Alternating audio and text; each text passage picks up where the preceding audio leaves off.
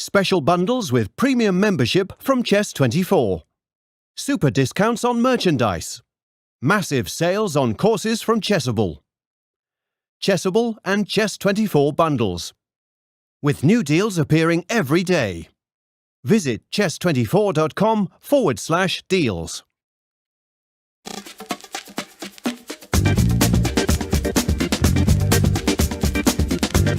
E5, it's E5 Patzers. A complete repertoire against 1E4 based on 1E5, now available to study with Chessable's unique Move Trainer technology. The backbone is the Marshall Gambit against the Spanish, with 3 Knight F6 against the Italian. Jan Gustafsson has revisited all these lines he has played for 20 years and worked on as a second for Peter Lecco and Magnus Carlsen, amongst others, with the help of the most powerful engines out there, Leela 0 and Stockfish 10. This has led to many new discoveries and a repertoire ready to master on Chessable that can serve the student for a long chess career. Maybe E4 doesn't exist after all. E5, it's E5 Patzers.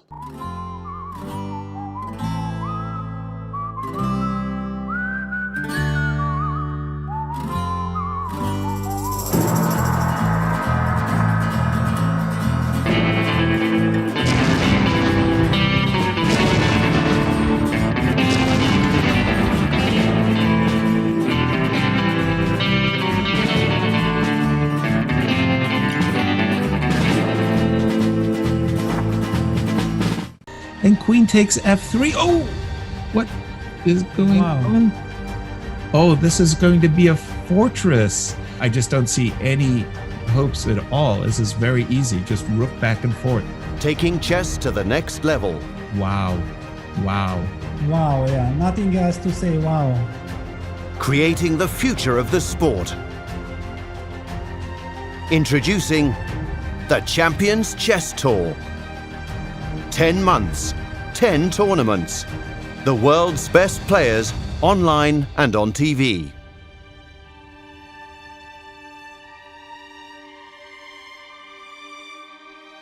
Well, we wanted to do a historical top 50 of chess players of sort of all time, and to do that, we are using the statistics by Jeff Sonax, who has created a site called Chess Metrics. We've gotten some help from Frank Hoffmeister, who is a well-renowned chess historian, but then we have still kind of added our own touch.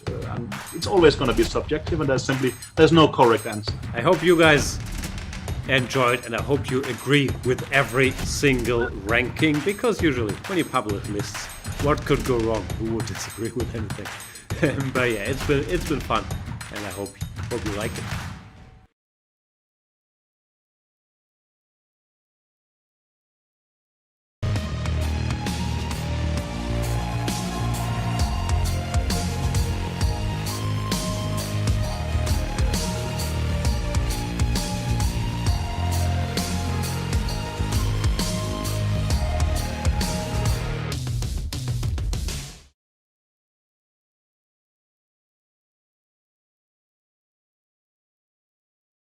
It's time to take control of your journey towards chess mastery. Magnus Carlsen introduces Chessable, the definitive solution for studying chess. Move Trainer uses the science of spaced repetition to identify your strengths and eliminate your weaknesses. There's no need to set up a board, remember which page you're on, or keep track of all the moves you miss. Move Trainer empowers you to go from the opening to the end game with confidence. It's a seamless, effective, and fun way to study chess. Choose from one of the largest online chess libraries in the world, with hundreds of titles ranging from classic books through to our exclusive Chessable courses, including over 100 free courses. Get expert insights from International Master John Bartholomew, Grandmaster Sam Shankland, International Master Christoph Silecki, Grandmaster Simon Williams, World Champion Magnus Carlsen, and hundreds of other instructors. Get started now and join our growing community of over 100,000 chess enthusiasts at chessable.com. Chessable, take control of your journey towards chess mastery.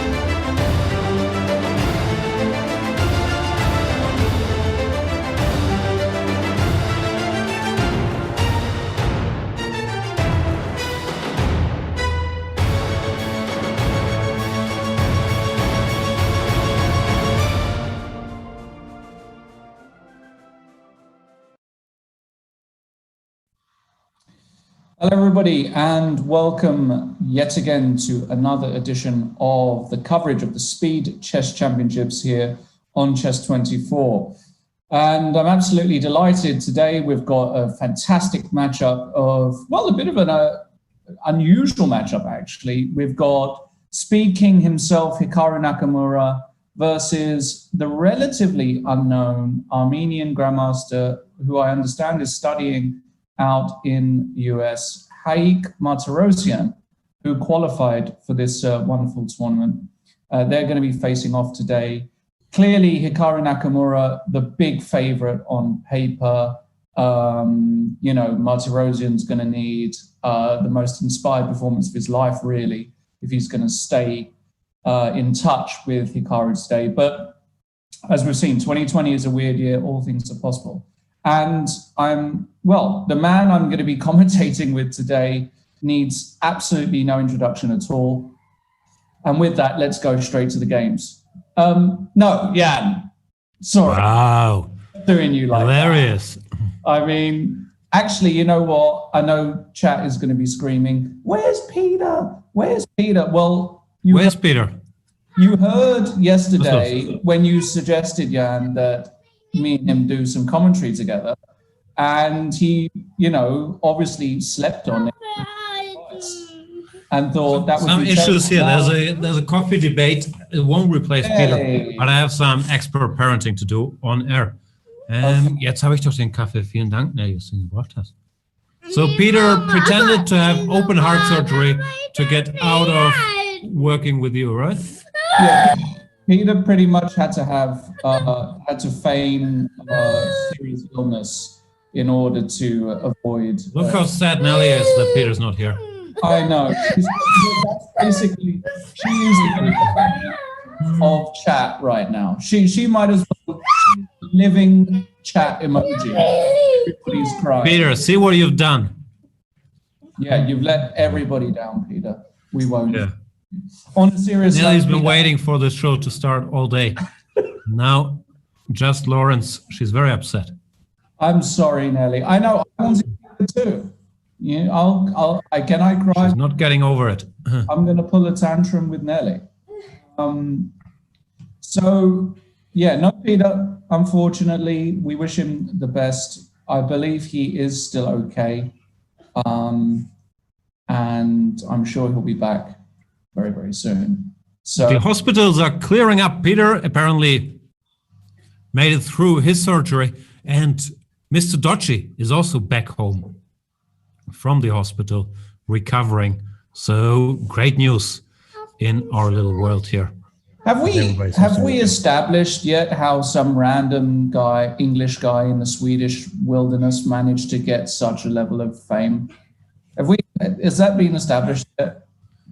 I think he's earned it. He's been putting out great work in the Chess24 chat for years. Now he's an acclaimed producer on Chessable, and frankly, he's our boss. We don't know that yet, but he is. Probably is. So I think it's well deserved. It's probably well deserved. Now, what's going on today? It's the usual 5 minutes plus 1 second for 90 minutes, then 3 plus 1 for 60 minutes, and 1 plus 1 for 30 minutes. Yep, the same old format. If you watched previous shows, nothing's changed. It's a lot of chess, a lot of action, and of course, the winner goes through to the next round. So basically, I don't know what the odds are, but I guess Martirosyan, I'm going to check. Let's see if they've put some lines up here for today. I guess Martirosyan is something like a 10-1 dog today. Something 2-1? 10-1. Yeah, at least no. Hikaru's sort of good at this stuff. Yeah, I mean, I don't even know because they don't even have the lines up. But for Martirosyan, I don't know what he's going to need to do today to beat Hikaru. He needs to both have an amazing day himself and Hikaru to have a shocker, in my opinion, to win this. So he needs two things to go his way. We've already seen a few matches complete. Carlsen destroyed Matsudlu. You'll remember I was with you, Jan, when we do recall that. when we called that the other day. MVL beat Sarin. Aronian yesterday, as you would have all seen, just got by Nepomniachtchi in a very, very close match. Wesley So beat Abdusattorov, and Fedoseev managed to do Firouzja in extra time. So the winner of today will face Fedoseev in the next round. And Fedoseev, you know, dangerous guy. I mean, can play chess, really. I mean, he's dangerous. So it's not going to be an easy passage for anybody. And it's going to be exciting stuff. Now, the games should have kicked off already, really. But we're waiting for the moves. Don't you worry about a thing. What's going on with you? Are you still in mourning after the result of the US elections? No, it's late afternoon, early evening here. No, I'm... And we should tell the chat because they're panicking. Peter Svidler is okay. He did have a medical procedure today, but he's fine. He's home. He was feeling a little tired, so I jumped in to do the show, but nothing major is going on. Thanks. Yeah, and ironically, I also probably have the same thing as him, which is interesting. What is that? I need to get it shortened as well, because it's a real, I can't do my sport and all sorts of stuff. It gets in the way. It's really not very pleasant. The fact that your right leg is 5 centimeters long. My right leg is bigger than my left one. Yeah. It's longer than my left one. Anyway, really interesting. You won't believe this. I looked at this exact position with one of my students yesterday. Because we're looking at all of these fancy lines that Nepomniachtchi, Karyakin, and various others have all played, where it looks like you're not doing very much here, and then suddenly you put the queen on b1 and go h4 and try and checkmate black. Yeah, these positions, there's all kinds of queen c2, h4 approaches, but Nakamura goes for a more direct way, knight d5, e d5, and pawn to d4, trying to change the structure. Knight c6, bishop e2. Yeah, and so... what's this check? Isn't this unpleasant? This looks very playable. Queen a5 check looks great. Well, if you have to go king f1, I mean, this has been a bit of a success. You don't really want the king on f1 here. Knight takes d4. Now queen takes d4 runs into bishop f6, so you have to take with the bishop. And black is relatively solid. Bishop f5. Yeah, rook c8 is coming. I actually think that something went a bit wrong here for Hikaru. Not to say he's worse or anything like that, but certainly I don't think black's got any problems here, do you? I don't know, like being the nit that I am, I always believe in white's long-term potential if he can stabilize and start attacking this pawn. But I think it should be objectively probably equal. I don't. What does Nelly think? Too big of an issue. Come to e2. Is she focusing in on this position as well, or is she? She doesn't seem very focused to me. Also, her English is still terrible. Like, we are doing daily classes, but it's not picking up. No. Well, give her a couple of months, and then if not, you know, get her out. On to the next. Bring the boy. No. When are we getting the boy? French. If she doesn't get it, I will switch to French. Okay. Bishop e4, very logical move here by Martirosyan, just saying, okay, what are you going to do? Now I would expect, for example, h4, something of that ilk. Try and get bring the king over to g1, some luft for the rook. Can't just go king e2. I sort of want to keep the king in the center. Can go king e2, I guess. I mean, if you really want to. Yeah, I guess king e2 is a perfectly good move as well. We'll see what Hikaru comes up with. Plenty of time, 3 minutes 45. He goes f3, which, you know, also makes a bunch of sense. Takes. I guess he'll go rook c8. Probably rook a. But you I guess doubling on the c file here makes sense. Rook f e8. Okay. Can also do that, of course. King f2. Yeah, still looks roughly equal. Even bishop f8. Bishop c5. Yeah. think Martirosyan should do fine here. Yeah. And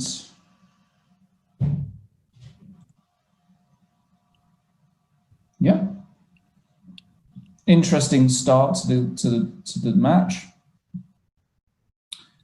Takes, rook c1, queen b6, I guess. Queen b6 played, rook h e1. Yeah, if anybody is better, it's white. Now the queen will come to d4, stabilize, Right. and start torturing this pawn. Yeah, it's a little torture if you're not careful. The pressure. Yeah, a little bit of pressure. So what's been going on with you, Jan? I mean, nice for you to have dressed up for me today. You're welcome. You're welcome. It's You dressed up for Peter. my most expensive Laurent. navy wool sweater. I bet it's actually quite an expensive sweater, to be honest. That's my guess. Did you get it from, where did you get it from? The honest version is, I think I got it from a Peek and Kloppenburg outlet store. Because I was at this place where I was trying to reclaim this is a very long and very boring story. So I got it from this outlet store in Hamburg-Wandsbek, lovely neighborhood. I know Hamburg. I'm sure you do. A lot of shisha bars. A lot of shisha bars there. I haven't had a shisha in a long time, actually. Sorry to hear. Queen h6. Would you go queen f4? No, it takes. You just play h3. h3 played. Go. Question is, can you do anything funky? And you can't. So my original funkiness was, can you go a4, ba4, rook a4, sack the rook to try and force perpetual? There is no perpetual, so you can't do that. So what do you do instead? Nothing. You sit and suffer. No, I know that's what I'm doing for the next 3 hours, but what should Martirosyan do? Tell me about it. And if you're not aware, ladies and gentlemen, the back and forth that Jan and I have is purely sexual.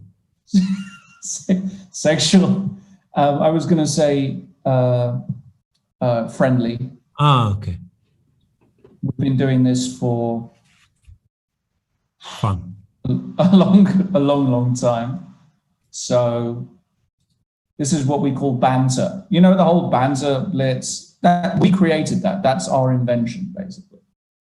Is that true? It's probably kind of true, right? I don't know. That's probably just true. I like to claim stuff. We should have copyrighted it, but we didn't. Hikaru's just going to take that pawn, no? Rook c5? Rook a8, rook a8. Let's go. I don't like rook c5. I think rook c5 feels wrong. Why? Rook a8, your move. Rook d3? Rook d3, and now this is where you need a star move. This is where like a class player finds just a little something in the position. Say, I'm not a class player, so difficult. Nah, you're a class A chess player. I'm certainly so not. The winner of today's match moves on to play Fedoseev, who won in a thriller against Alireza Firouzja. And Fedoseev, he's no pushover in this format. Fantastic bullet player. Overall, super strong, fast time control player. Oh yeah, I mean, Fedoseev really impressed me. Firouzja, when they played, he wasn't really on top form, but even still, the way Fedoseev bossed the match was very impressive. So it's not going to be easy. Now, Martirosyan decides to play rook c6 here, which definitely looks like a bit of a give up. Even queen d5, no? What's that trick? Then queen h4 check. Not sure if we need that. Hey, well, what's wrong with just rook d5?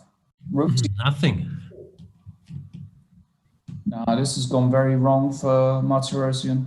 He needed to keep the initiative somehow. And as we know, people who have studied the fundamentals of chess, when you've got the isolated d pawn, or isolated queen's pawn, I should say, keep pieces on the board. You know, these moves like, he needed to keep a few more pieces on the board, because you get to positions like this, suddenly your initiative dies, you lose the deep pawn, and then you're just suffering, and you're playing for two results. Either you lose or you make a draw, which is no fun, let me tell you. I know. I've been there. Have you been anywhere else? Have you spent the entire year in Berlin? I really have. I'm going completely insane. I need to get out. No, I came to Hamburg. That was about it. But I haven't left the country, which is shocking. I think it's the first year, basically, in my existence that I haven't left the country. Wow, you haven't left at all. I went to Norway for 2 days. That's been my holidays. Yeah. Now, interestingly, Hikaru took on a5, rook c2, and rook d2. It's also very logical. If there's nothing direct, why not take the healthy pawn and let the weak link on d5? So it takes therefore a later grab. King f1. And now does he want to try? No. There's not much he can try. D4. Yeah, he tries d4. d4.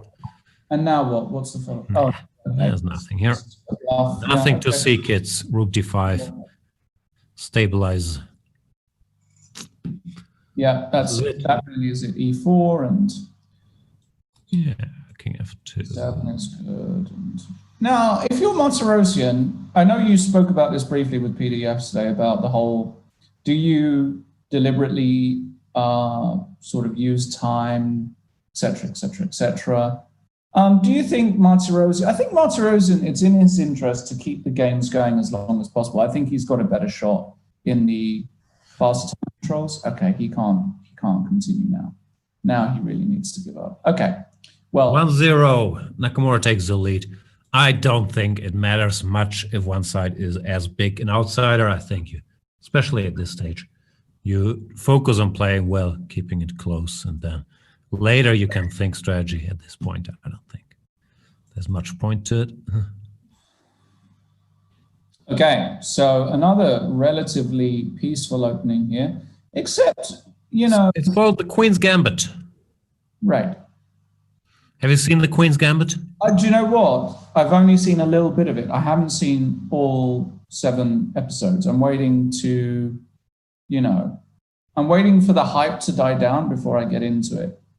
Right. You know what I mean? Because you enjoy being late to the party. Like if someone invites you to their birthday party at 7 p.m., you show up 10:30. You're wasted, but you didn't get wasted there.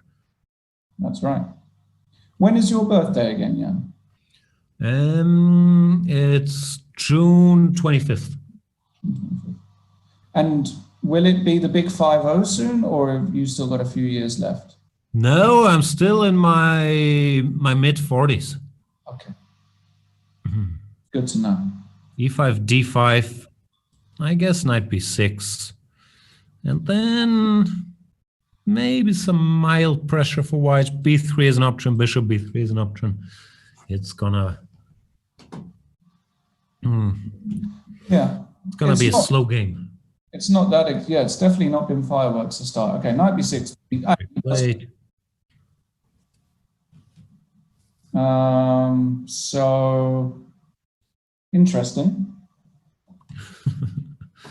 Not that interesting. Much more interesting is reading chat. How is everybody in chat? I don't know. Twitch crowd, we got the YouTube crowd, we got the Chess24 crowd. Oh, it's the Masters. Right, it's the golf. We could just talk about... You're not a golf head at all, are you? I'm not much of a golf head now. Is Jack Nicklaus still kicking? I don't think he's still kicking. Right? Arnold Palmer, is that a thing? I think they're yesterday's news. So Tiger Woods is the best. Round 1. Tiger Woods did win the Masters last time around spectacularly after being sort of sidelined for a long time. You could have got him at about 30-1. But the Masters has started, so I'll keep you updated on grown men hitting a ball with a stick for millions of dollars, if you would like. That sounds nice. I feel I've arrived at the stage in life where I should both pick up wine and golfing. Maybe also develop a keen interest in the arts? I think the problem with you in golf is that your Money? Yeah, I don't think you've got the pelvic rotation. You haven't rotated pelvis Try me. since 1995, when you were in New York in those underground clubs with the rainbow flag outside. That was the last time you really thrusted those hips. And I think, I think you'll have to do a lot of work down the gym. There's a lot of, you can do a lot of that stuff. I do like it when you crack yourself up. I know. Get into golf. The art wine, yeah. Well, I wanted to buy a wine fridge for a long, long time. I don't have any wine, where to put the fridge, or any money. So that's kind of a problem. But I'll I'm getting into my wine again slowly, I have to say. That is nice. What wine type are you? Red wine, like a nice white wine with your fish dinner? I do like a good solid Riesling. I really fan of. But I had some red not so long ago with my esteemed boxing coach, Eduardo, who's a fantastic cook. And he gave me a Malbec from a while ago, and it was very, very good. Sorry, a Merlot. Not a Malbec. You can tell me anything. I haven't started. Wine so we need to get into our wines for sure. We could go wine tasting together. Wow, that sounds great. I think wine and cheese. Are you a cheese fan? I do enjoy a little cheese plate here. Now, I watched a documentary on Netflix about the art of counterfeiting wine called Sour Grapes. It was very educational. Counterfeiting wine? Is that the word? Yeah. Becoming a wine fraudster. Oh, that actually exists, does it? So what is it? You're fraudulent in terms of your ability at tasting wine, or the wine itself? Oh, you fake the labels and then you sell them. It's big business. Like there's auctions, rich people, they're doing these wine tastings and they pay millions of dollars for their wines. So wow. I think it could be a future career for the both of us. You're the face of the operation. I'll do the scheming in the background. What do you say? Sounds great. It sounds a bit like when we started Chess 24, to be honest. Yeah. I think you were the voice of the operation. Oh, yeah, that's true. G4, we actually have action, finally. Wow, look at this move here by Martirosyan. This is what we call a lunge in the business. Stopping bishop f5. And it looks very weakening, but actually might have been necessary in that. I kind of like it. No, b3 is saying. I was going to say you take and you go king g2, h4, but this pawn bothers me. I guess you still take and maybe go a5 to dislodge the horsey. Try to put something here. Interesting. Yeah, very interesting. White playing on various sides of the board. Now you can go a5, knight d5. This looks very promising for white. This is what we call a bind on the light squares. In the we call it a bind. If you're not before, keep binding. Before you can go knight d5 immediately. Knight d5, bishop g7. You have to be worried about f5s at some point, I guess. Yeah, you go g5. It's gonna get interesting. Actually, you don't even have to. So, for example, there, Jan, after knight d5, let's just say you go h3. f5 might be met with some very fancy knight d4, which is the sort of scabby move that I would enjoy playing. g5 played. Let's see what's going to happen. I like the position for white. I think Martirosyan's got good chances here. And we should give a very special welcome to Mr. Dodgy Chess, who is back to his castle, made it out of the hospital. And he is here to share his knowledge of the first 5 seasons of Simpsons, which he has all seen with us. And he's saying, I think they did a Simpsons episode about our plan to become wine frosters. How are you, Mr. Dodgy? Shout out to Mr. Dodgy, mate. Glad to hear you're better. You know, I'll be honest, didn't lose much sleep, but I am glad to hear you're better nonetheless. In fact, I didn't even really know you were in hospital. I hope it wasn't anything serious. You should laugh about such things, but you know. Now we've got an end game where White is still pushing because he's first to the 7th. And as we learned from the great Aron Nimzovic, a rook on the 7th rank is a powerful entity. Who would have thought? Before Nimzovic, no one even could grasp that concept. I mean, it's amazing. There are all these pawns for the taking. You restrict the king. And after e4, you just go. He told us. I mean, where 24. Go for the rook. That should be easily holdable. Rook b7, f4. I think f4, f3. I don't know. King maybe in time. King g2. Yeah, just go. Understand rook endings as we know. Just go. Maybe in time f3, rook d1, rook g1. Who knows? b5. 5a6 looks dangerous because the black king is so cut. This looks losing to me for black. For example, b5. If you go f3, obviously I just play h3. And you give a check. I go king g2, check. I go king g3, check. I go king f4. And I'm just going a6, b6, a7 against everything. What if I try to queen one of my pawns? e6?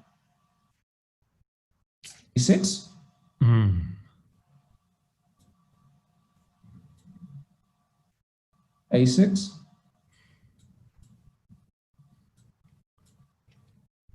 Are you going to do a knight? Are you? a7?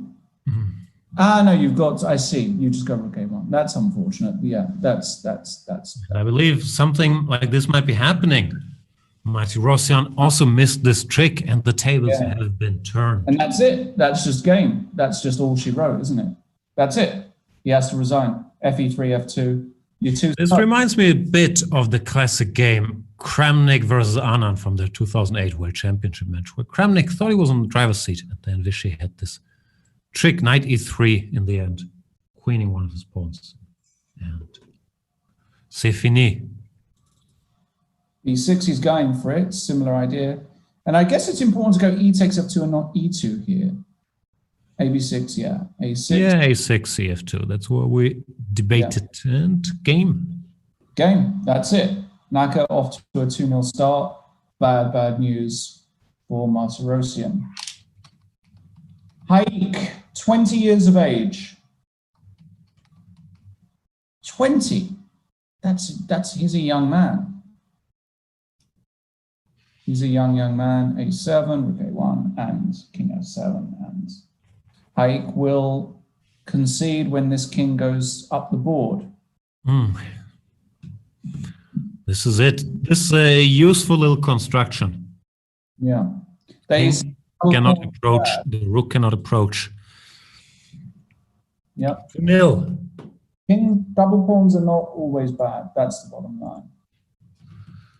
2-0 to Hikaru. Wow, the entire hospital is making it to the Twitch chat. Peter's also there. Peter, I hope you're feeling better. And yeah, hang in there, guys. You're not spring chickens like Lawrence and I, so please tread carefully. Don't go too crazy out there. Absolutely. Shout out to Peter. Hope you get better soon, my friend. The Queen's Indian. Yeah, I mean, thank goodness we've got a Queen's Indian, an opening I'm very familiar with, insofar as I know the name and the first 3 moves. But since you don't even speak the Queen's English, why would you know about the Queen's Indian? Correct. So rook e8, some knight e5, or rook c1, or bishop f4, or blah, blah, blah.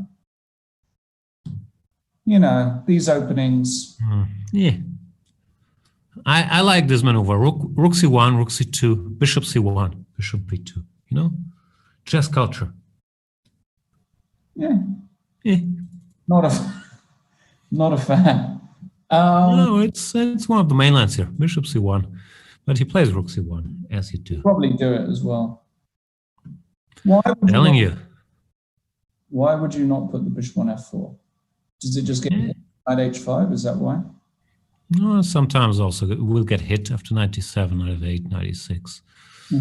I don't know. Fair enough. I like it. Who else have we got around today?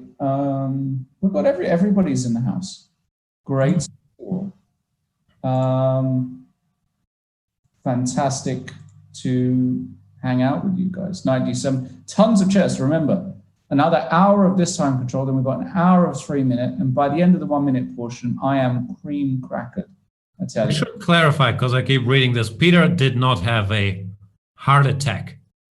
I'm not quite sure what Peter had. Maybe he can tell us. He had, I think, a minor medical procedure done. But he didn't have a heart attack, and he's fine. That was, now, apologies on behalf of Jan. His humor is difficult sometimes to detect, but that was Jan being sarcastic. I can't even recall. What did I say? Didn't I say he faked a heart attack to get out of commentary with you? Yeah, I think you probably... That's accurate. And a combination of him having open heart surgery. Okay, I might have mentioned that at the beginning. So you can understand the confusion. 95 bishop b7 on the board. And now, you know, when you're an amateur player like myself, you look at the C file, you try and exploit the fact that maybe knight c6 can work. Does knight b5 even, can you even go knight b5 here? But then c5, so he goes bishop g5, which is obviously a far better move. And the only thing I do know is that if black ever goes rook c8, you've got this annoying bishop h3 idea in a lot of lines, which pins the springers from you know, all directions, which is very annoying. So you can't go rook c8. And the question, okay, so you go knight f8. So what if I now play knight b5? Humor me. Knight b5? Yeah. c5, I guess, no? Or knight e6 also covers things? Yeah, knight e6 is the problem. I wasn't worried about c5 because I wanted to take and give you these hanging pawns, as we say. Takes, and now b4. Yep, I like that move a lot. Looking maybe at even playing b5 and fixing that structure on... Yeah. Typical stuff. Black should react, I guess, play c5. And then we shall see what the point of this operation was. Maybe takes knight g4. I don't know. Things will. c6, also fairly common to stop b5. But, you know, you're not over the moon here. Do you go f4 ever here with white? It's the sort of lunge I would make. Nah. No? Okay. Although, yeah, you could. I don't know. Doesn't feel necessary. I'm not sure if bishop e5 is that much of a threat here. But maybe you do. It's like Nakamura. b3. b3 is also... That looks... fairly reasonable. Normal.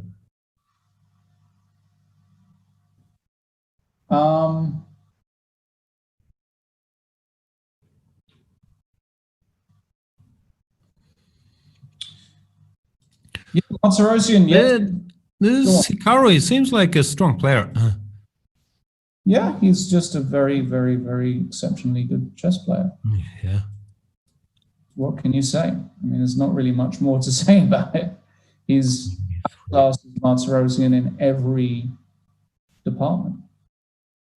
So I don't expect an upset, I'll be honest. I just expect an absolute splattering.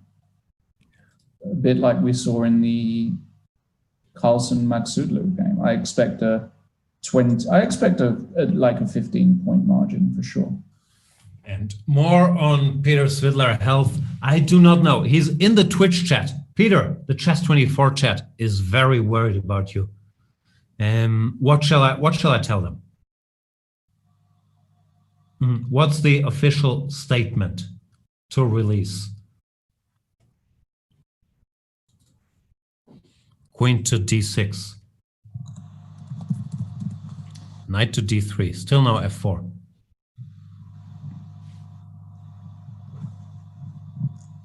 Yep.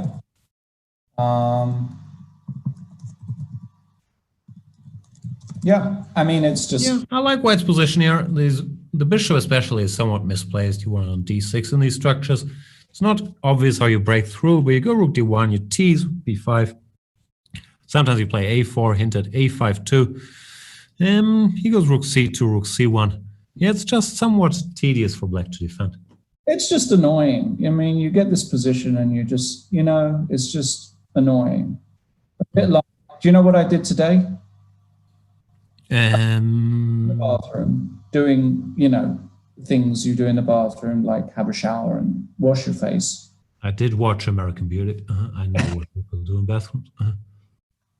Oh, God. That's terrible. Don't go and watch that scene, guys. You'll get corrupted. Anyways, I have a soap dish. You know the soap dishes? No. It's a dish on which you keep soap. Right. Anyway, when I first moved into this apartment, I thought, you know what, Lawrence, treat yourself to a nice soap dish. You deserve it, right? Couldn't agree more.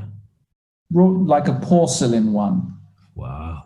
I decided today to smash it on the floor. Wow, you decided, or was it an accident? It was an accident. Anyway. Oh, sorry to hear. That's horrible. Clean it up.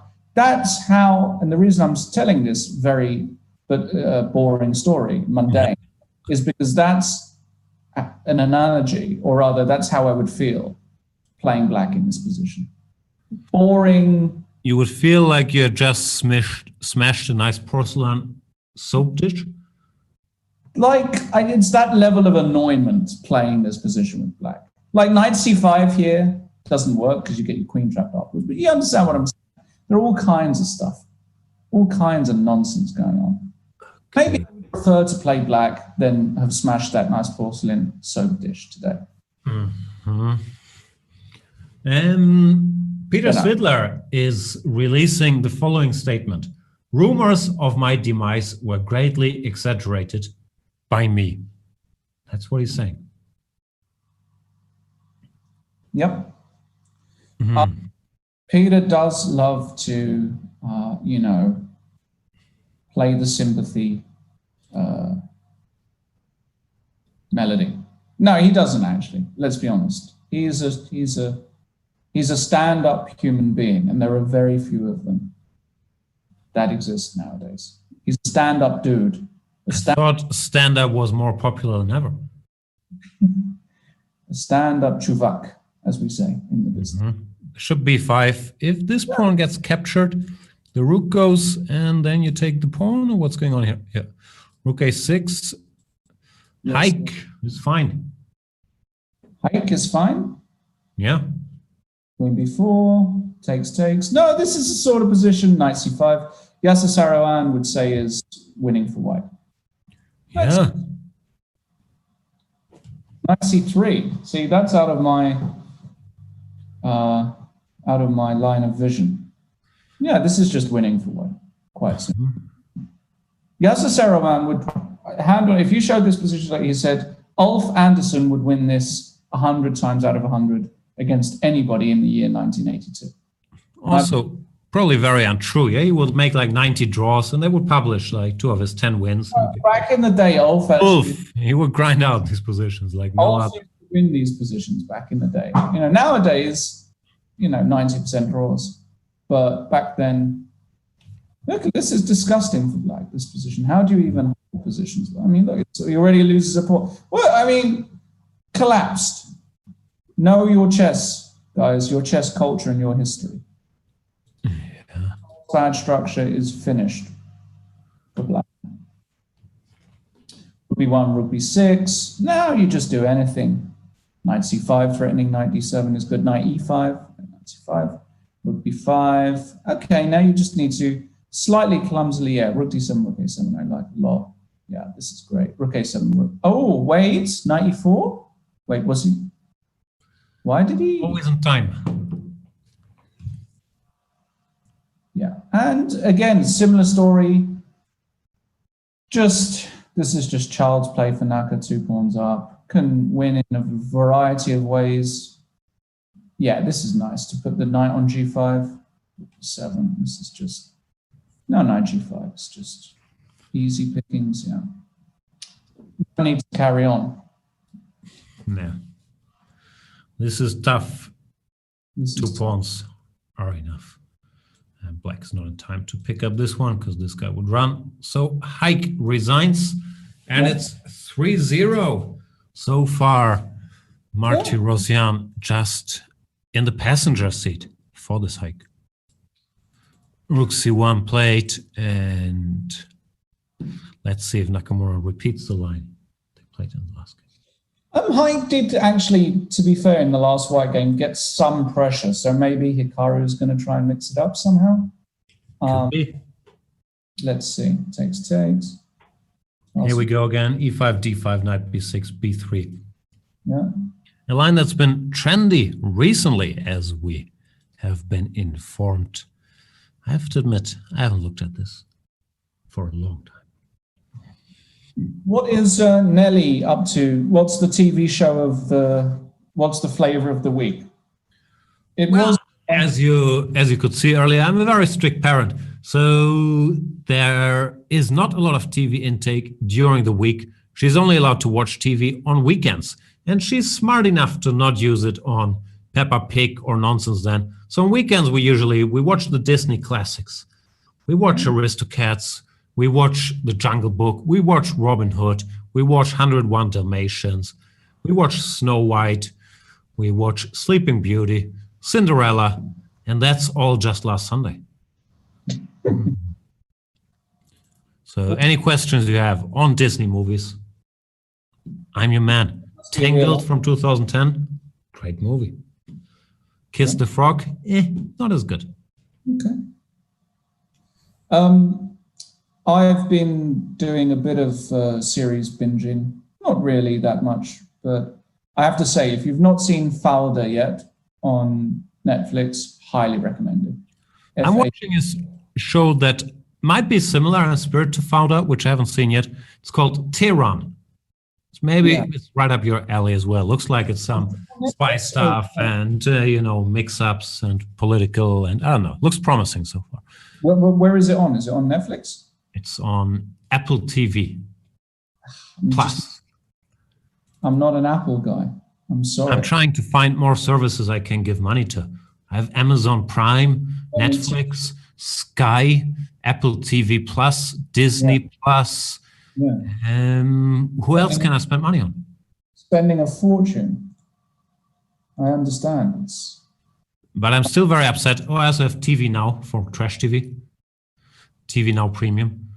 I get very upset if I can't access one of my services on one of my screens. Those are the issues I'm dealing with here.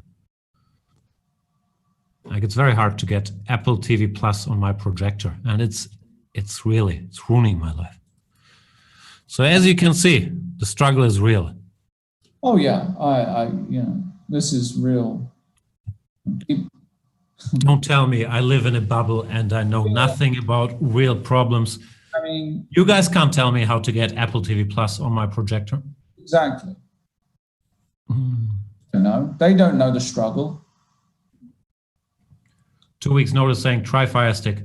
I do know that. I have an older Fire Stick. I did the research. I need a new one. But yeah, at least you recognize it's a big problem.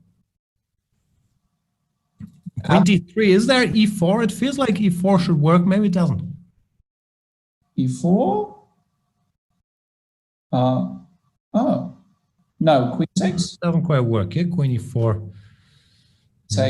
Takes. Bishop takes. The knight on d1. Takes, knight takes, and yeah.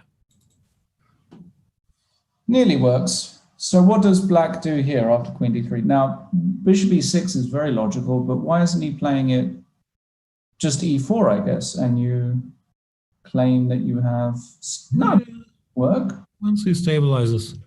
No, but there's some e4. Some long-term pressure. After bishop e6, e4, bishop d5, ed5, can I go e4? Wow, Jake Loans, are you German? Because Jake Loans is saying, I have it working on my Beamer. And I believe beamer is a word us Germans use for projector. Isn't that correct? Because we use handy for cell phone because we think that sounds very English. Let's call it handy. And we use beamer for projector. Yeah, beamer we don't use for projector. Beamer can be kind of car, isn't it, in English? I don't know about that. Yeah, I thought it was one of the charming things about the German language that we have an English word no one else uses. Ask Dodgy. He knows such things. Jake Loans is a swamp German. That counts.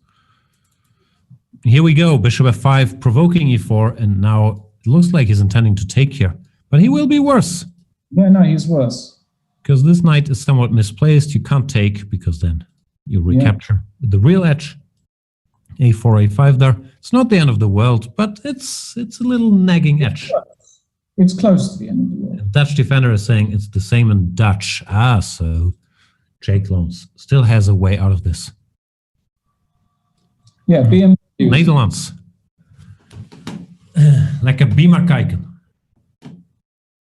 So Jake Loans is a German. We don't know yet. Swamp German could be anything. I don't know what that means. I think he might be. I don't think he's German. Rook d3, king g6, rook bd1. This is annoying. This is aggravating for sure. This is annoying.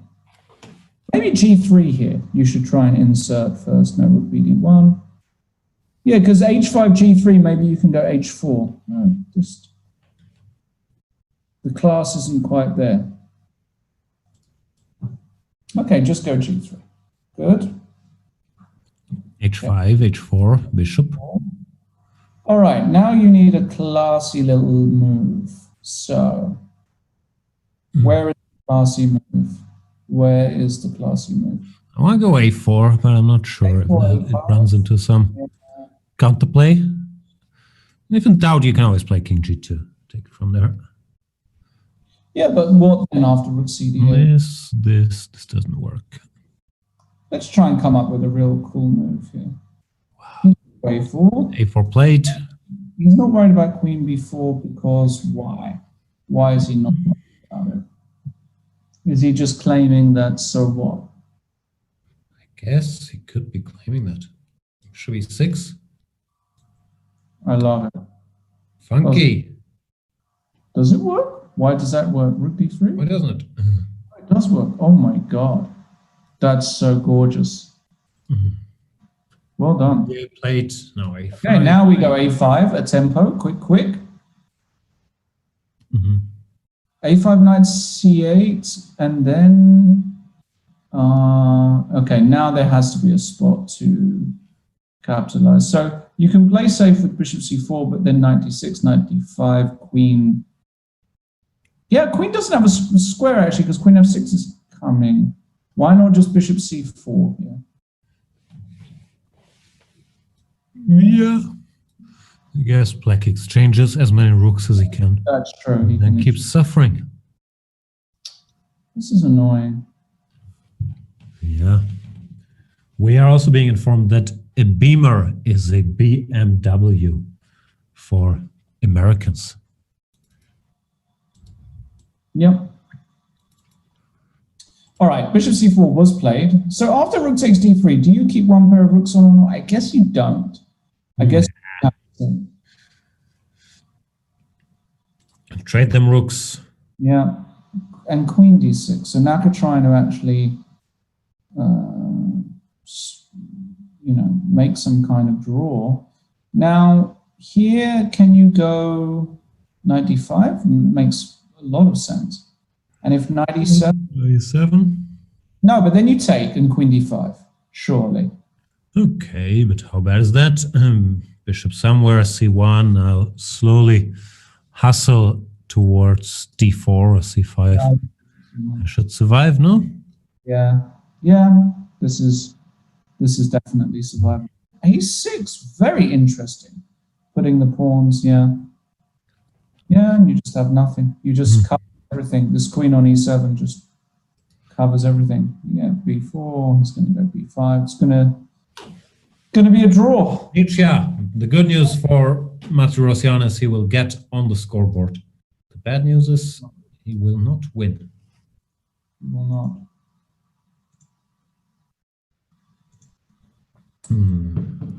Unfortunately.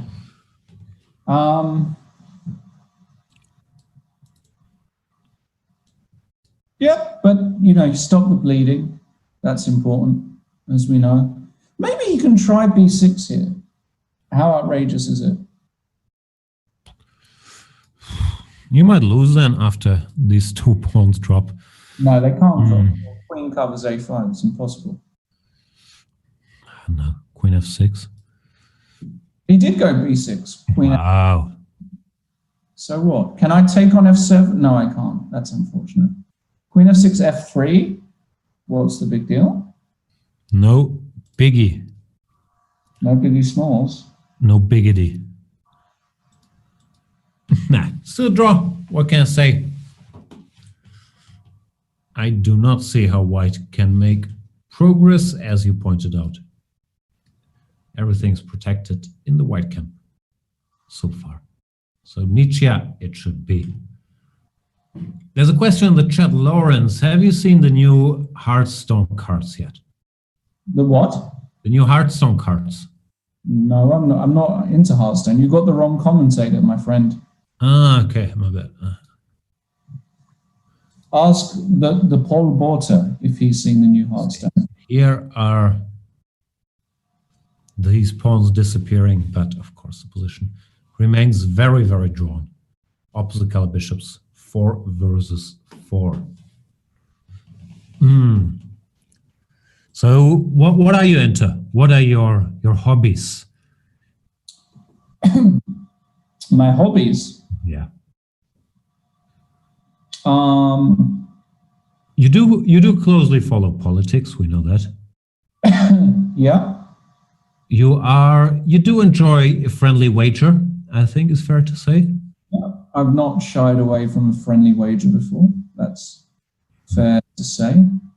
You have been known to paint the town blue on certain nights. Certainly painted the town whatever color. Yeah. That's it, right? That's about it, yeah. Oh, American football, of course.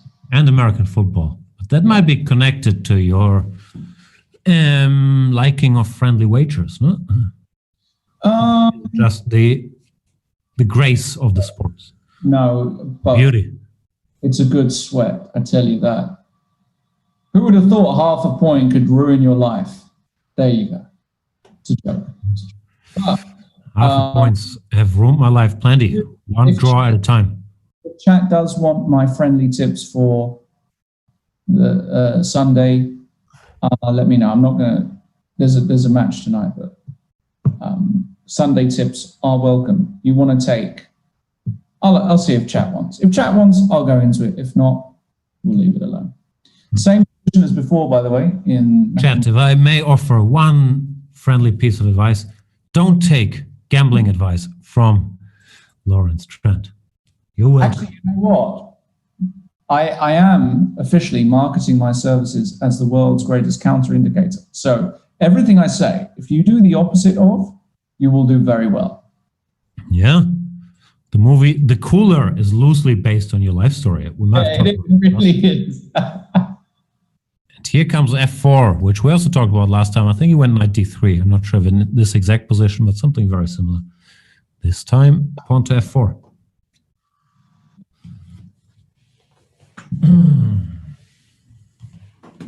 I want a banana, says Larry. Keep your friendly tips to yourself. Well, okay. Okay, my friend. What can you say? Amauri M says, I really dislike these two commentators. Join the club, Amauri. Yeah. Not alone. Sorry to hear that. If you have any advice how we can improve, those would be. No, I mean, I think he's spot on. I would, if I was watching us, I would also heavily dislike it. Nah. I think we're doing great. Yeah. Meh.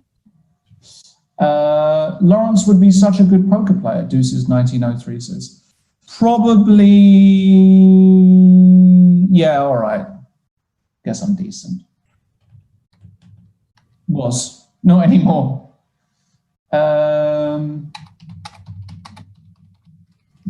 Albel says he wants the picks and then do the opposite. Okay, I'll give you my key picks for the weekend. You want to take Jacksonville Jaguars points, 13.5. We'd like 14, but 13.5, it's the Packers. Yes, they're big favorites, but 13.5, Jaguars scored a lot of points. I like the Jaguars points. Eagles, you have to lay 3 points, quite like the Eagles there. And I would take the over in Chargers, Dolphins, 48.5. Do the opposite of that. You'll be quids in. Parlay them up. Bang. Abel is going to bet the Packers. Go for it. Fly, Eagles, fly. Yeah. It's been a weird season. That's for sure. Very, very weird season. Is that a new thing, your love for American football? I haven't heard you talk about it. Like proper love for it. Like Sunday nights. Are you kidding me? I love the American football. It's actually a very, very, very cool sport. I'm not talking about the punting side of it. I'm talking about the actual. It's extremely complex and a lot of strategy, and I love it. I enjoy watching it. I never thought I would get into sports which have got all of these pauses. You know, American sports are just pause, breaks everywhere, timeouts everywhere. But I only watch basketball. I never watch it live because there's a break every 50 seconds. So I just wait for it till it's over.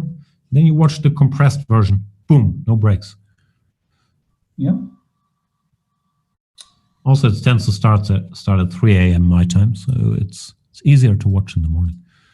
A5 here, we get another debate of this Karlsbad type structure, where, yeah, I usually do like white, but white also has to be somewhat precise to keep his grip here, as we've seen. I think in the last game, where there were some good chances for Martirosyan to break it. I'm assuming your rook b1, can't really see anything better. Wonder what you're thinking about, b5 maybe? ba? ba is probably met with b5.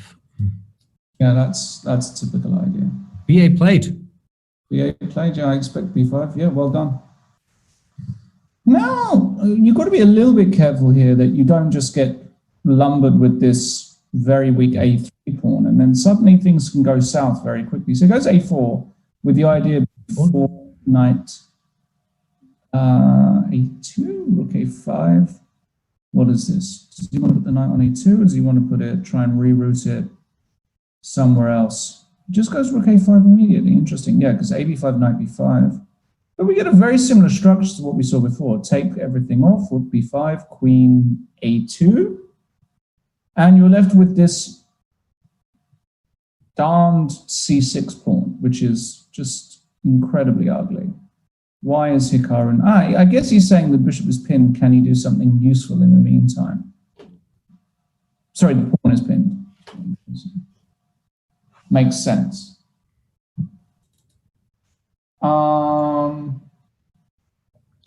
Rook c1, he's not too concerned about b4, just knight a2. Attacking the pawn on c6 then. Yeah, still some pressure for white. I know what you do. Rook a8. Oh no. Paul Borter saying, British man singing praises of the inferior rugby, hard to stomach. Yeah, apples and pears, my friend, apples and pears. I think they're just two wildly different sports and not an inferior rugby at all. I think it's just a very, very different sport. Huh. How do you feel about cricket versus baseball? Well, I have to say, and I'm going to upset a lot of people here and probably make Peter very happy, but I can't stand baseball. I've been to, okay, that's slightly exaggerated. I think I've been to 3 baseball games. I've been to the Yankees and I've been to the Cardinals when I was in St. Louis, when I was working with Fabi. And I can't. I paid a fortune to see A-Rod. This is how long ago it was. Nothing. Couldn't hit the bloody thing. I paid all that money and 0. So the only time I see A-Rod now is in a TikTok video with Jennifer Lopez, if he does that sort of stuff, which I guess he doesn't. But So you're saying you haven't seen a rod for a while? I have not seen a rod for a very. I know nothing about baseball, but yeah. Are you a big fan of A-Rod or? It's a genuine question. He's got a. I mean, A-Rod. Nah, I'm more of a Jeter guy. Very good. Queen B1. I want to go B4, but Rook A2 traps the queen. This is how Sidler must feel when I keep talking nonsense and then he's trying to change the topic by analyzing chess lines. Yeah. B4, Rook A2 can't do it, so the queen returns. Queen D6. And now feels as though you're AB5. You have to go knight B5. I guess. CB5 is just too ugly. Wow, that's. And now knight E4. Is that any good or thus? D4, Rook C7. We then take on E4. Why can't I play that? Tell me why. Bingo. Sharp as a knife today. Wow. That's game. That's just game. That is Hikaru is just crushing it. Yeah.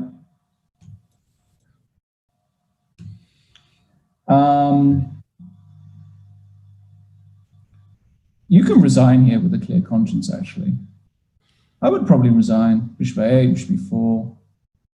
Rook C8 is also extremely strong. Would you really resign, though? Yeah, I do. Yeah, this is too depressing. Bishop H7 is a threat. Goodness me. What domination.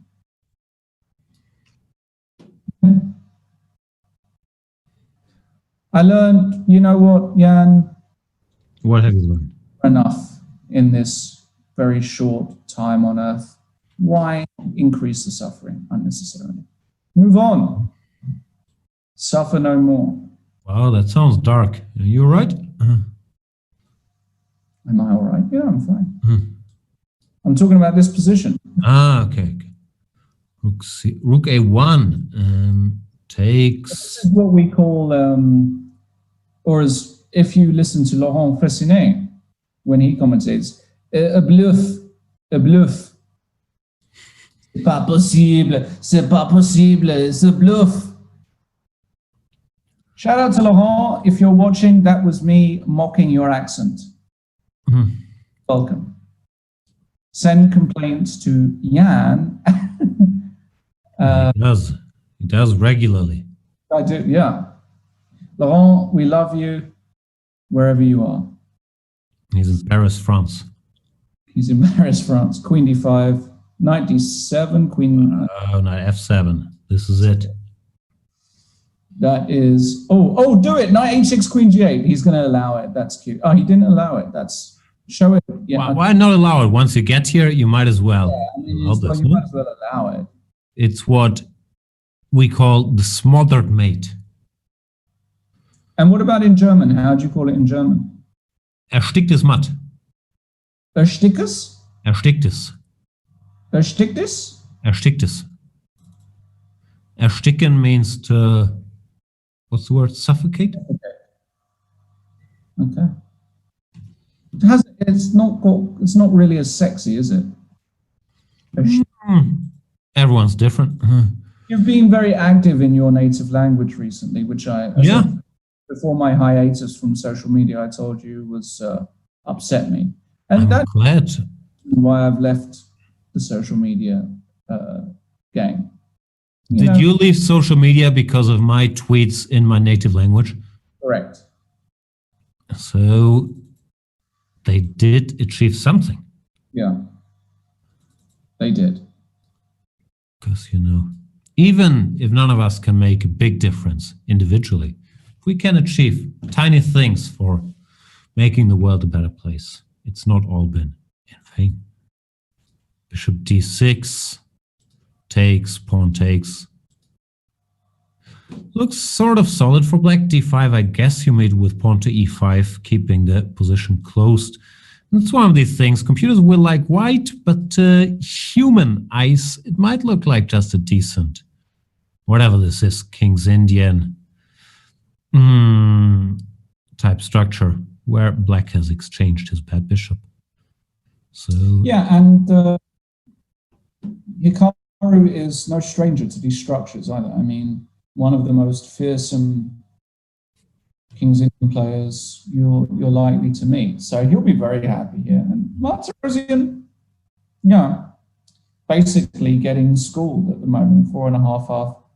I expect just a huge blowout. I actually think we're going to get something along the lines of, I don't know, a Carlsen Magsudlu score. I expect a solid 10-game run, actually, at some point by Hikaru. Just a different level. And remember, Martirosyan is a strong grandmaster in his own right. This is not some bunny. yeah, I mean, he's not a pushover. Sorry? He's not a pushover. He's not a pushover. But look at this. This is cute. Knight c5 and bishop c6. He wants to go rook a7, rookie. Rook a7, if knight b5, then you put the rook on e7. Then he's going to start getting very exotic ideas of advancing on the king side. So knight c4. I guess he might just go rook a7 anyway here. Because, you have to be a bit careful that you don't drop d6. Wait. What's this? Bishop f5? So he wants to go bishop c6, rook b8, knight b5, and then what? I do not have the slightest clue. I still think black should be IK here. F3, fighting for softwares. Juicy Chess 72. Lawrence, if you're in a game match like this where you have a very little chance of winning, how do you approach it psychologically as a chess player? Well, I mean, you just try and enjoy yourself. There's nothing else to do. I mean, if I were to play somebody like Hikaru where I'm drawing stone dead in a match, I would just go in there and see if I can score a good few points or a few decent wins and have zero expectations. Whereas, if I were to play a strong grandmaster like Jan, if I didn't win the match, I would be I'll be honest, I'll be ringing the hotlines at midnight. And I don't mean those ones that you find in the back of the magazines either. Do you still have to say your name when you call the hotlines, or are they just saying, "Oh, Lawrence, what's happening to?" No, I use a fake name. I used my hotline name is Clarence Muffchin. Clarence Muffchin.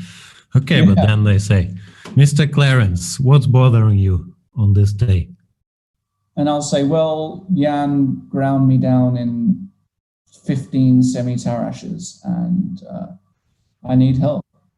And then they'll say, You need help. "Why not play King's Indian versus this guy?" I'm calling a French hotline, clearly. How do you get a semi-tarash out of the King's Indian? Yeah, well, that's what she said to me. Why did you start with 1d5? I mean, are you insane? Gotcha. Make it as imbalanced as possible. There you go. So h5, this is modern chess. And now h4. h4, g6, knight h5, knight g3. Just can't teach this stuff. You can hit me up. The rates It's getting on plate. What can you do? Mates rates at the moment. If you are interested in learning chess, reach out to me. Especially if you have the word Sheikh at the beginning of your name and reside in Bahrain. Hit me up. All right. I'd like to hear from So you're saying Haik is a letter short of being an interesting student for you? you. He's just, he's not shaky enough. Gotcha. Meanwhile, this knight is doing a dance. The UAE or Qatar will also do.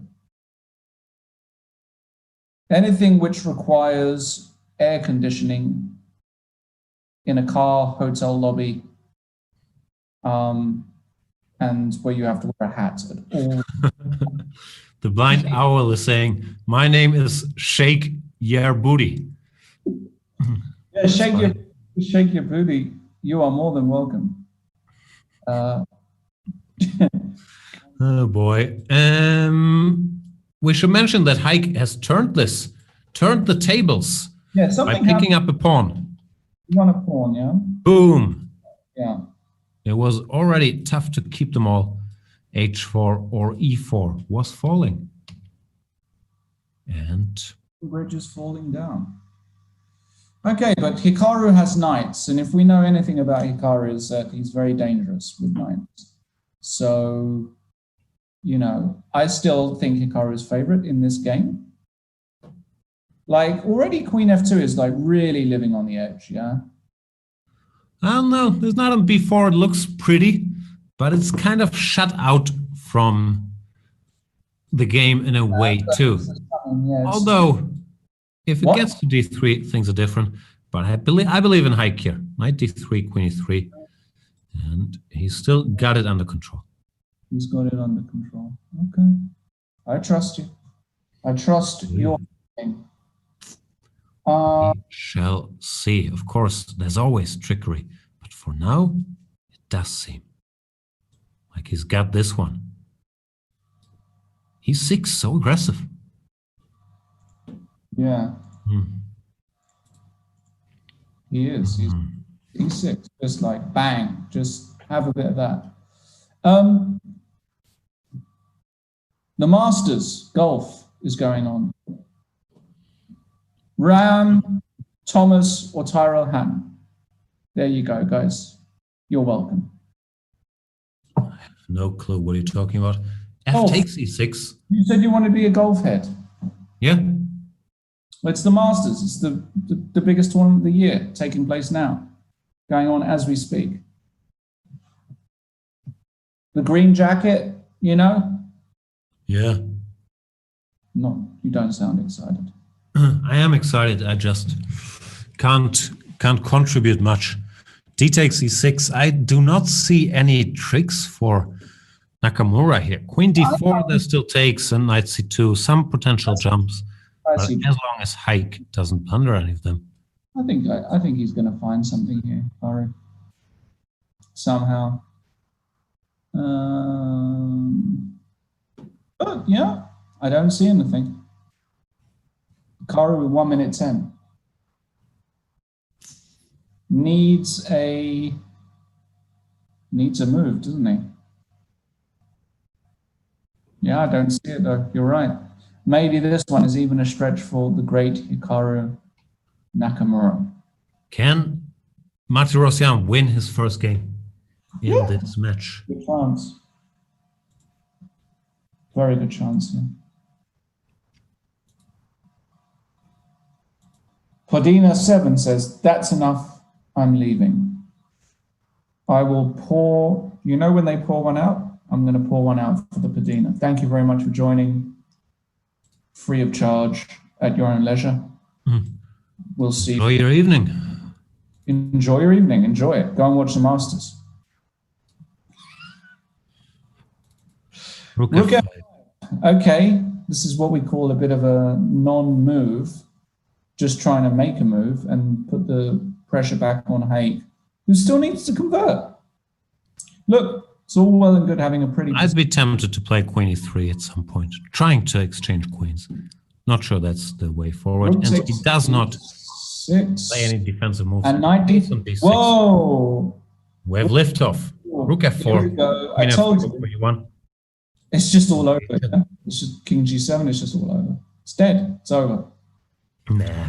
White still has to be fine, but I got What? tougher. Queen E3, Rook D2, let's say. F1. It's over. Queen D2 played? Queen D2? What, you don't drop something here? Come on. Never ever. You don't drop something here? What? Queen F6. Love it. Winning. No, take it. Don't think. Don't speak. Okay. 94. You drop. Okay. Oof. So much drama. I'd still be tempted to exchange queens. And Haik finally goes for the queen trade. Yeah. Well, once again, you can see how resilient Yeah, I mean, it's Top guys amazing. are like, I don't 4 think winning seconds this. Haik. Knight b2. He's going to win a4. Rook f6. He's got 2 seconds. Rook d6, knight c6. He wants to play. Knight a4. Wow. Knight c3. Takes. Back. Rook a8. And a2. And that's it. Just queen a pawn. It's just unbelievable. Too resourceful. Yeah. Poor Haik, so close. I actually had no doubt. 4.5 half, 5.5 half? 5.5 half. Oof. I had absolutely no doubt that Hikaru was going to win that. He's just too good with knights, too fast. And we have a change of opening finally. So we get a slow Spanish here. Sorry, a slow, what is it? Yeah, it's a kind of... So Spanish. This is called the Berlin in the business. Oh, the Berlin. Knight to f6, pawn to d3. Nowadays, pretty much the main move, although short castles remains the main move as well. And bishop c5, c3. Nakamura has played a lot of bishop takes c6, among others, in his match against Magnus Carlsen with good results. But he probably also doesn't feel the need to play his main weapons here. Just, getting the piece out, getting a game. See where it takes him. Agreed.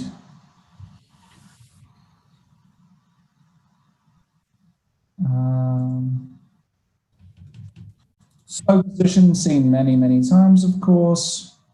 So nothing really to talk about here. Is chat saying anything useful? I don't know. Nakamura taking his time here. Short castle, the main move, when black decides between knight e7, pawn to a6, and other moves. But those two, I would guess, are the main ones. Yep.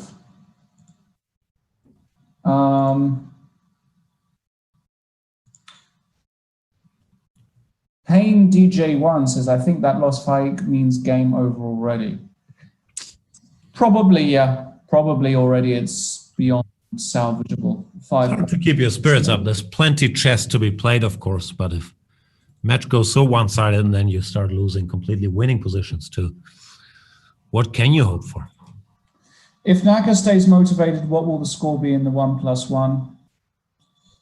Well, as I said, I think we could get a blowout similar to the Magsudlu, something along the lines of 25. Yeah, Magnus won 24-5, and that started 2.5, 2.5. This time Nakamura off to a better start. Could get very ugly. Evans Armitage says, no razors at the Tesco's, Lawrence, which is a very strange comment. What do you mean? I'm not following. Tesco's, what, a supermarket? Tesco's is a supermarket chain in the UK where I don't currently reside. And he was trying to make a joke, probably because this is the first time he's referring to your non-shaved beard, but your shaved head? Right. So the joke doesn't work on various levels. If you want to make a joke, before you hit that enter button, double check it. You know, like when you used to hand in your homework for school? Make sure you double check. Not familiar with handing in my homework. Yeah, tell me about it. Juicy Chess has a question for you, Jan. Jan, how do you stay motivated commentating on a one-sided match like this? It's tough, but the good news is the chess is high quality, and as you guys know, I'm always game to looking at some fun chess. I'm also very happy, of course, to just, talk to Lawrence. We haven't done much commentary recently. I'm aware not everybody is pleased if we stray too far off topic, and I want to apologize because, of course, we want to please everybody. It's rough, but we shall try. And I believe focusing on the chess and explaining the typical structures, like this bathtub that Nakamura has built in the center, will take us a long way. Pawn to a6, he's parrying the threat of knight to c4, which would have cost black the two bishops. by making a little luft for the bishop on a7. The bishop goes there, and now Nakamura says, after I spent some time chasing the bishop around, now I'm comfortable exchanging it. If you take, I take back, I'll have a slight edge. And then I might score another victory. Chess. Fun. Playing just very decent chess, not risking unnecessarily. It's got a 5-point advantage.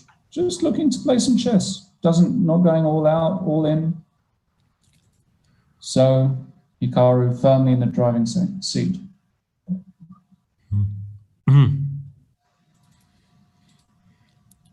Pawn to e4, he's trying to gain more space on the queen side. This gives him the option to either, open the position at an opportune time with pawn to b5, or to fix the structure, playing pawn to a5, sort of squeezing black. There's no direct threats, but black would be somewhat short on space, and pawn to a5 played a typical way to get a teeny tiny grip in these Italian positions.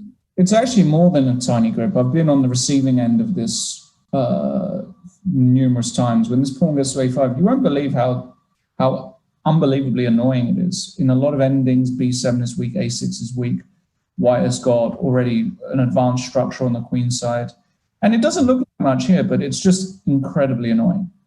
So for all of you guys who think, it's nothing, this is next level appreciation of strategy and understanding. That's also what they call a Donald Trump handshake, no? What's that? A tiny grip. Pawn to c4, he's giving up the bathtub.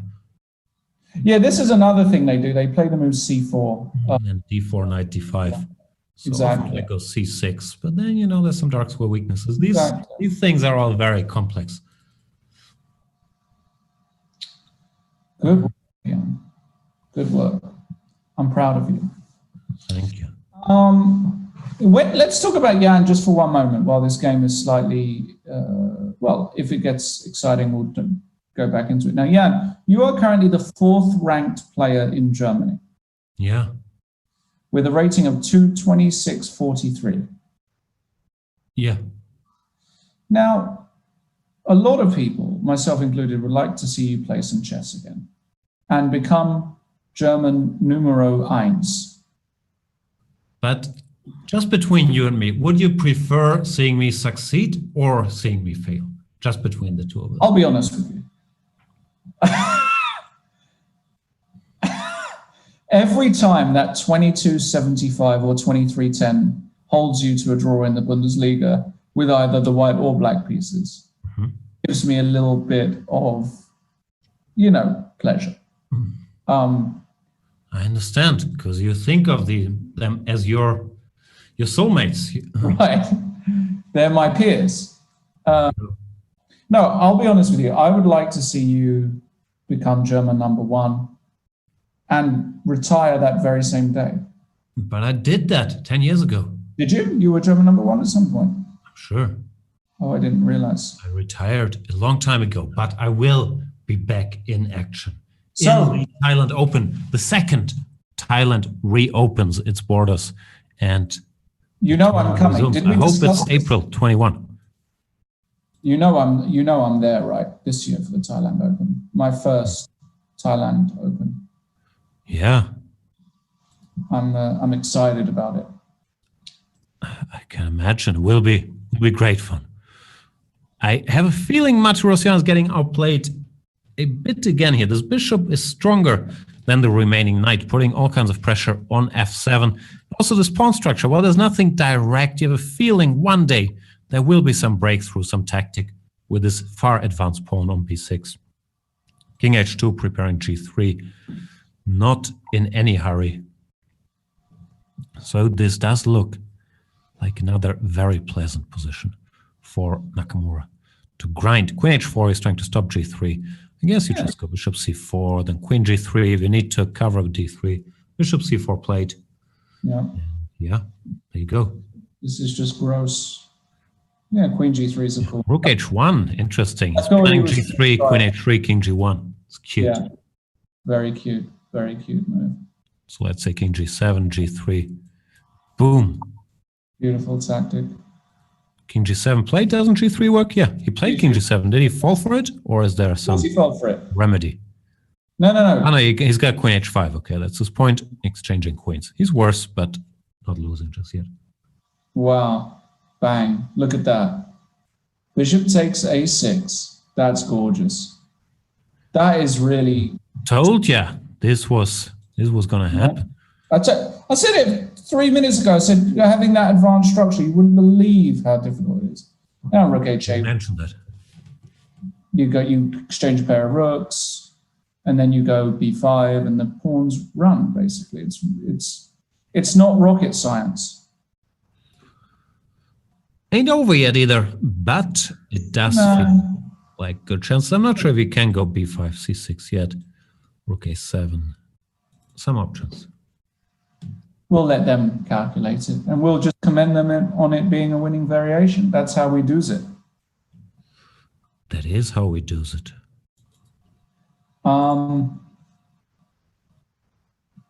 Rook b7 played. So here, yeah, take rook a7 is gorgeous, and now rook c6. Ah, this is just masterclass. Too many enemy.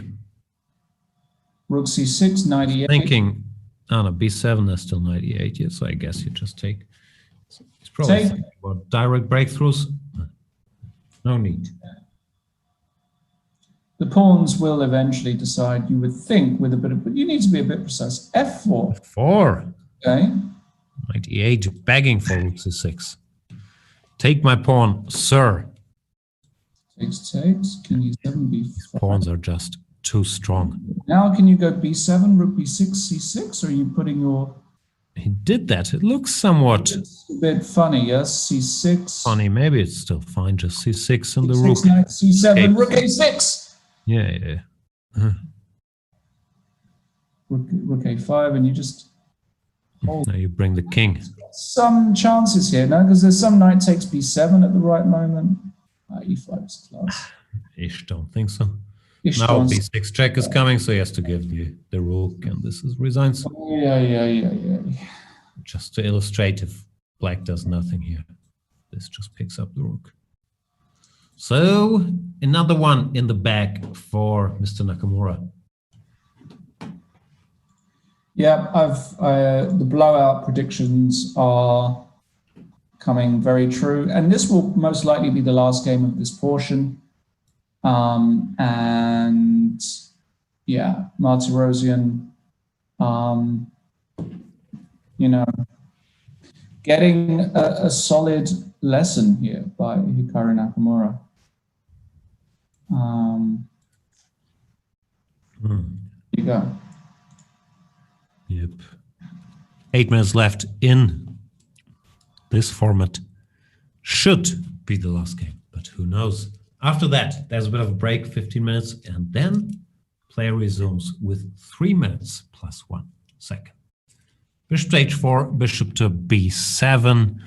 This, is a structure that's typically somewhat more pleasant for white, but white has to decide what to play for. Queen e2 followed by e4, when he has to have a plan how to meet e5. And Martirosyan goes for the very direct pawn to d5, interestingly. E takes d, and knight takes d5, or bishop takes d5. With, I guess, a bit of a chance for an advantage. White has this 4 versus 3 on the king side, which should be a bigger factor in this early middle game than the 3 versus 2 that black has on the queen side. Typically, that majority plays more of a role in the endgame. Bishop takes d5. I'm not sure how black tries to wiggle out of this queen to c8 or queen to b8. Look logical to me to unpin and recapture here with a queen. Yeah, he plays queen to c8. And again, decisions. Generally, I would like to keep pieces with white, bishop a2, but it's somewhat slow, so I wouldn't be surprised if Martirosyan just took on b7. Chess, fun. Chess is fun. Guys, if you're just starting to learn chess, you know what you could do. You know what they could do, right? If you're really getting into your chess. And what could they do? Like They could read a become- book, or is there a way where I could learn and not read? Yeah, don't read, learn. Become a premium member, Chess20.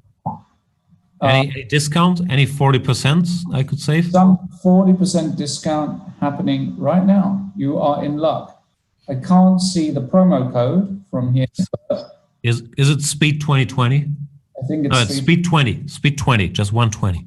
Speed 20, 40% off a premium account with Chess24. Do you feel it's a bit misleading to put 20 in the bonus code? Because you would think you get 20%, no? But the good people at Chess24, they said, you know what? We'll call the code Speed20, and then we'll give you 40%. That's how we roll. That's right. It is a it's a great deal. So yeah. Go and get the discount, guys. You're going to get 40% off premium membership. You get access to literally hundreds of videos, thousands of hours of content, and you get perks like being able to play top players in banter blitzes. Levon Aronian, for example, played a banter blitz the other night. You want to play some of the greatest players of all time, no exaggeration. You've got to be premium. You can't just wake up one day and think, hey, I'm going to play Levon Aronian at chess today. And, you know, no, it doesn't work like that. You know, got to pay for the privilege. The greatest of all time. But hands on heart. Hands on heart? No. Hands on heart. And the great news is you also get access to all of Lawrence Trent and everybody else's video series. That is Norberg wants to know if Levon was on the top 50 list. He was. High 30s, I believe. He should be. He's been clear number 2, 2,800 plus for many a year. He just never made it to a world championship match, which many people would have loved to see. Can I ask, is the Lasker inclusion at number 4 causing a lot of controversy or not? I haven't followed it because I think there's been a lot of debate. Overall, I'm very unsure about the Lasker inclusion at 4. In general, spoiler alert, there's still 3 names coming. I don't feel the top 3, even the order, will create that much controversy or surprise. But 4 till 6 or 4 till 8, really, I was very unsure and uneasy about, because it's so hard how you weigh things. Like, is it 27 years? Is the longevity more important? Or maybe the fact that he didn't play as much, maybe dodged some matches or was harder to get a match back then? Is Karpov's dominance in the 70s and 80s more relevant, and that he was on equal terms with Kasparov all that way? It's so tough. Ayechin was also an absolute monster at his peak after he won that match against Capablanca, and he defeated one of the great giants. So you can make a great case for either of them. And no matter what you do, people will, as always on the internet, say, thank you for the effort. I could not agree more. And that's it. But I don't know. I had very mixed feelings about the Lasker thing, although the 27 years as world champion and also his level of play, to my mind, first proper, very strong player, are very impressive. Fair enough. Cthulhu saying, I think the biggest controversy was Karpov and Capablanca being ranked so low, maybe. And I don't know. To my mind, Karpov 6, I wasn't sure about. Capablanca 7, if you look at it, I don't think it's that controversial. I was also surprised because Capablanca, just in my upbringing, was such a giant name. Like, just by name recognition, I would have thought Capablanca should be put above Ayechin, above Lasker, probably above Karpov. But I don't think that the case is there. Patzer was saying Levon deserves to be in the top 50 list. He is.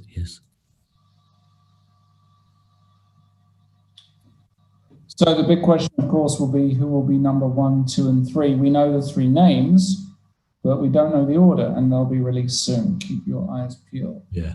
So Obviously, I'm not telling you, but to my mind, just when, wondering if we could have gotten something horribly wrong, of course, you can still debate, and there will be debate, but I don't think it's very controversial, the order of the final three, or in my mind, it was. Mm-hmm. Well, I don't mind being at number 2, to be honest, Jan. So I'll take it. Thank you very much, though. I appreciate it. Meanwhile, Haik Martirosyan is, a little bit better perhaps against Hikaru, but Hikaru, very solid. I don't actually expect Haik to lose this game, but I also, hold on, he's a pawn down. Wait, what? He's a pawn down. No, he's just worse. He's a pawn down. He has some activity, 94. And Ballas is saying, Ayechin beat Kappa. How could be higher rated? You must be kidding. See, the tone gets very sharp, very, very quickly with these things. And great news for you, Ballas, is that Ayechin is higher rated in the list than Capablanca. Can I ask an honest question? Can I ask an honest question? Please. Because I've heard rumors that it was rigged. It was a rigged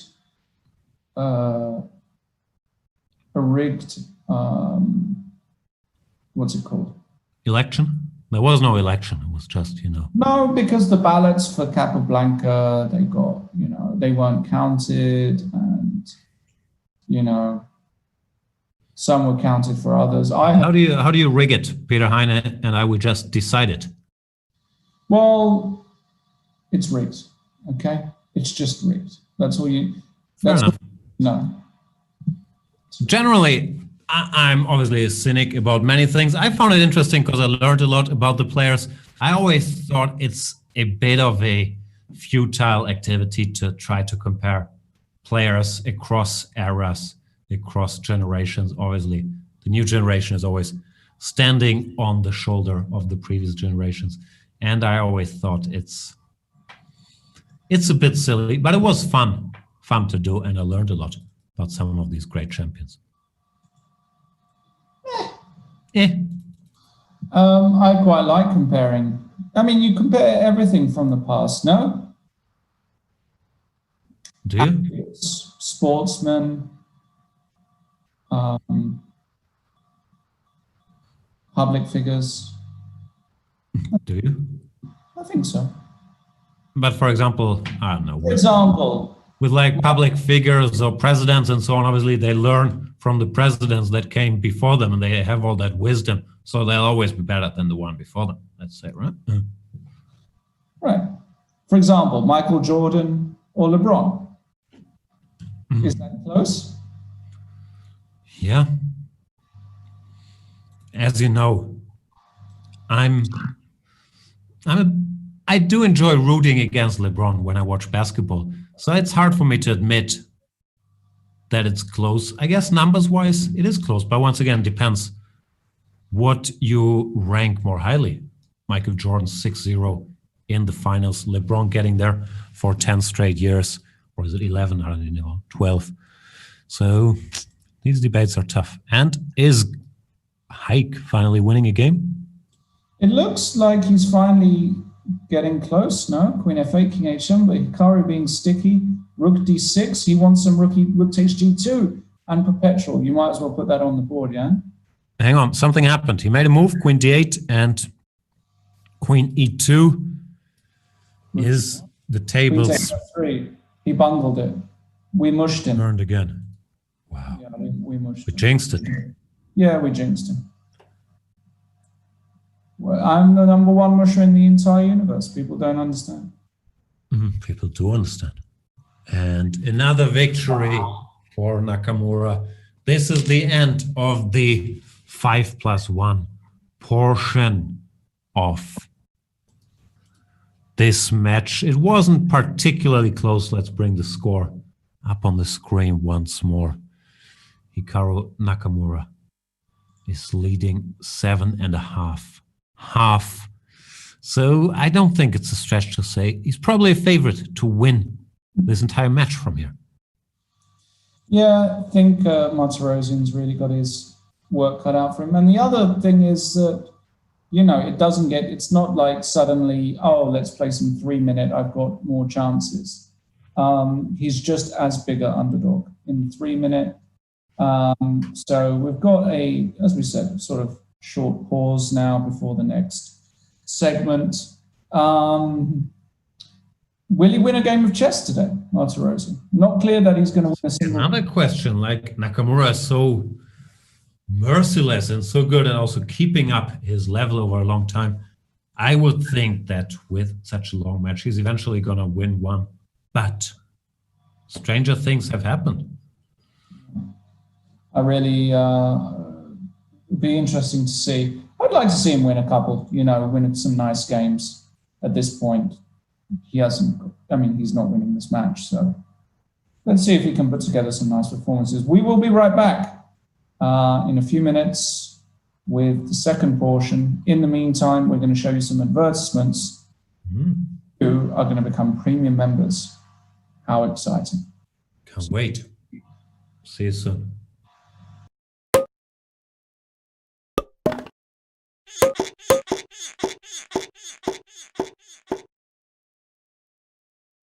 Greetings and welcome to 100 Endgames You Must Know.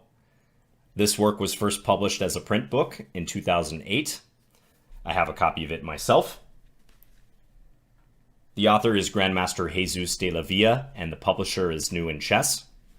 Now, a few years ago, with the help of New in Chess, we were able to release this content as an interactive move trainer course here on Chessable.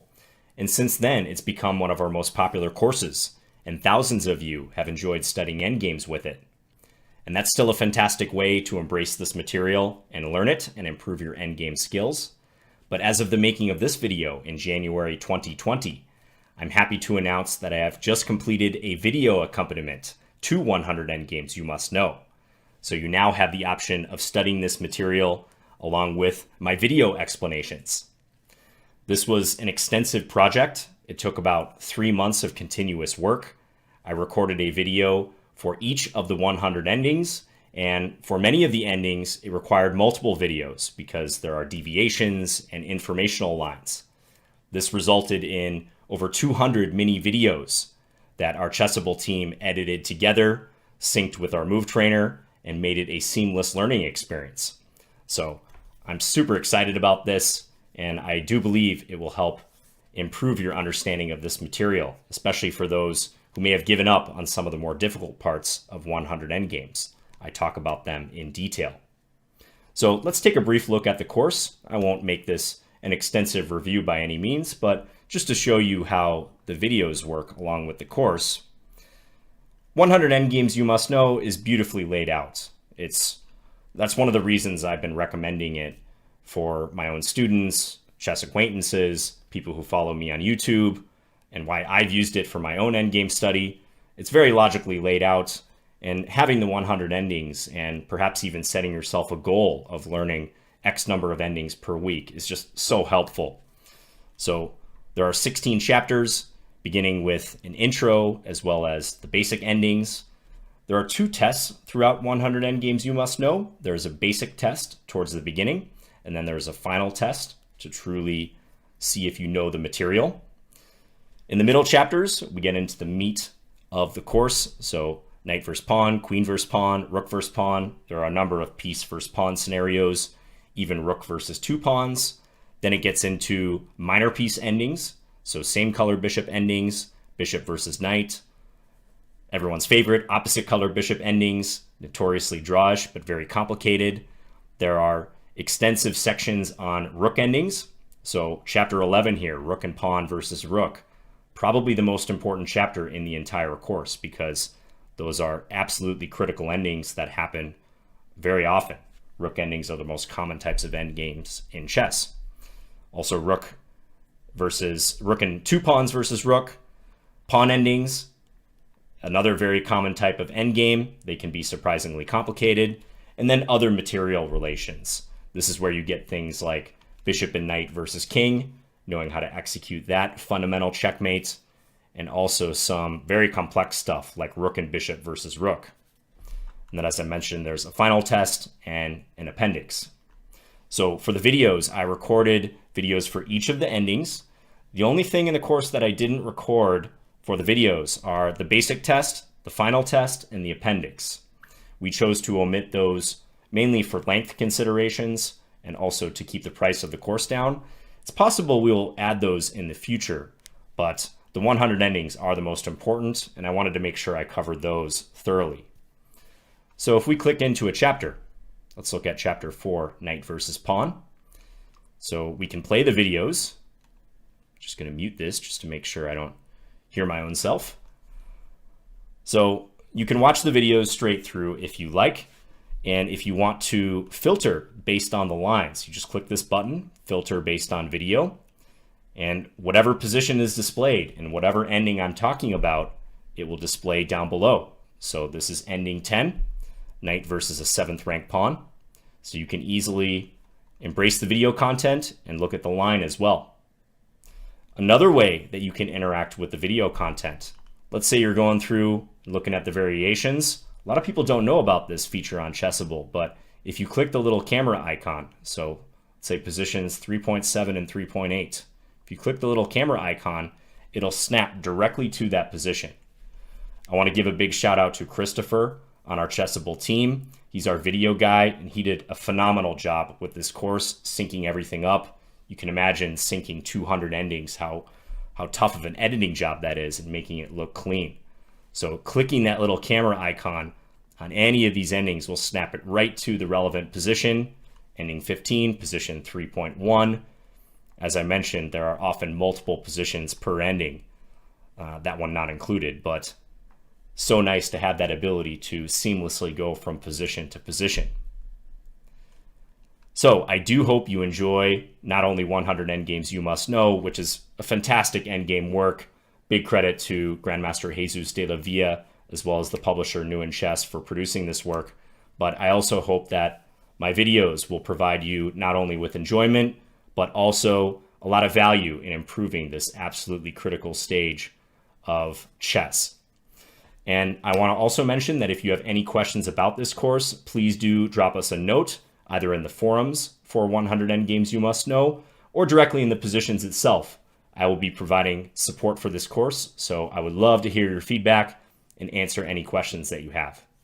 So thanks for watching, happy studying, and enjoy the material.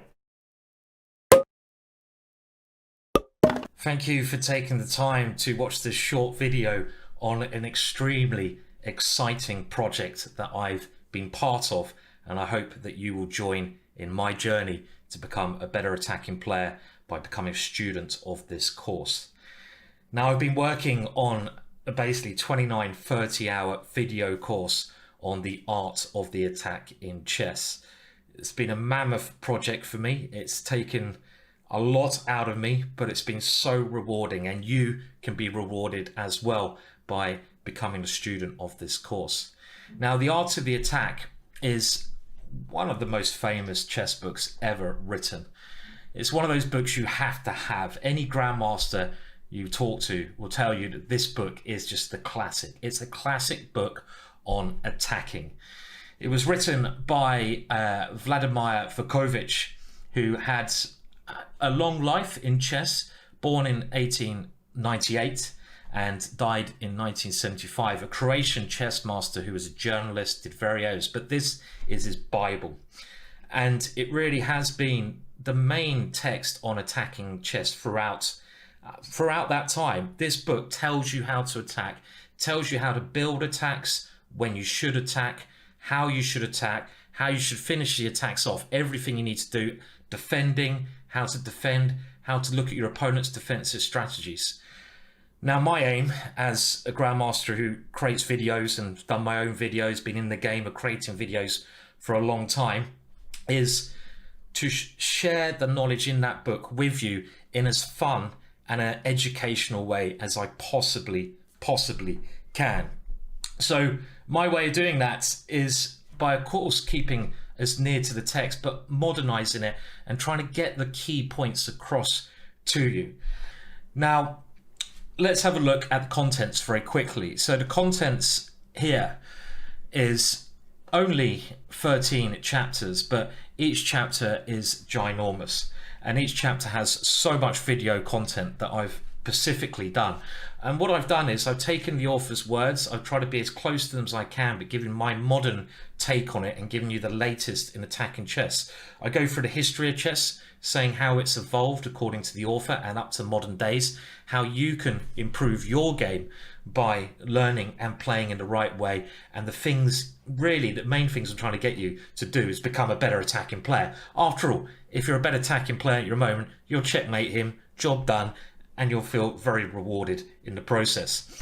So we've got many different areas within this book. It basically focuses on nearly every area I can think of to do with attacking chess. So attacking uncastled kings, how you go about that, things to look out for, patterns, what areas to attack, typical sacrifices, everything really. It's just ginormous. The other thing I personally liked about it, being a professional and creating video content and basically collecting data, is the stuff, the sort of games that's included in this are fantastic. They are the best sort of games I've seen anywhere else in demonstrating points. So a lot of effort's gone into finding the right things, and I spent a lot of effort, you know, communicating that to you, and hopefully you'll become a student and join me, join yourself, treat yourself to this journey as well. Now, there's a range of different levels. It starts off quite basic, so this is kind of a book for everyone. Some of the patterns, checkmate patterns, right at the beginning. I'm not going to speak. Evening, good afternoon, good morning, dobro utro. It's me, Lawrence, with that guy, Jan. Speed Chess Championships, Nakamura, Martirosyan, Bloodbath. What more do you want? Did I sum 7.5 in Nakamura's favor. Is it going to get any better with fewer minutes on the clock?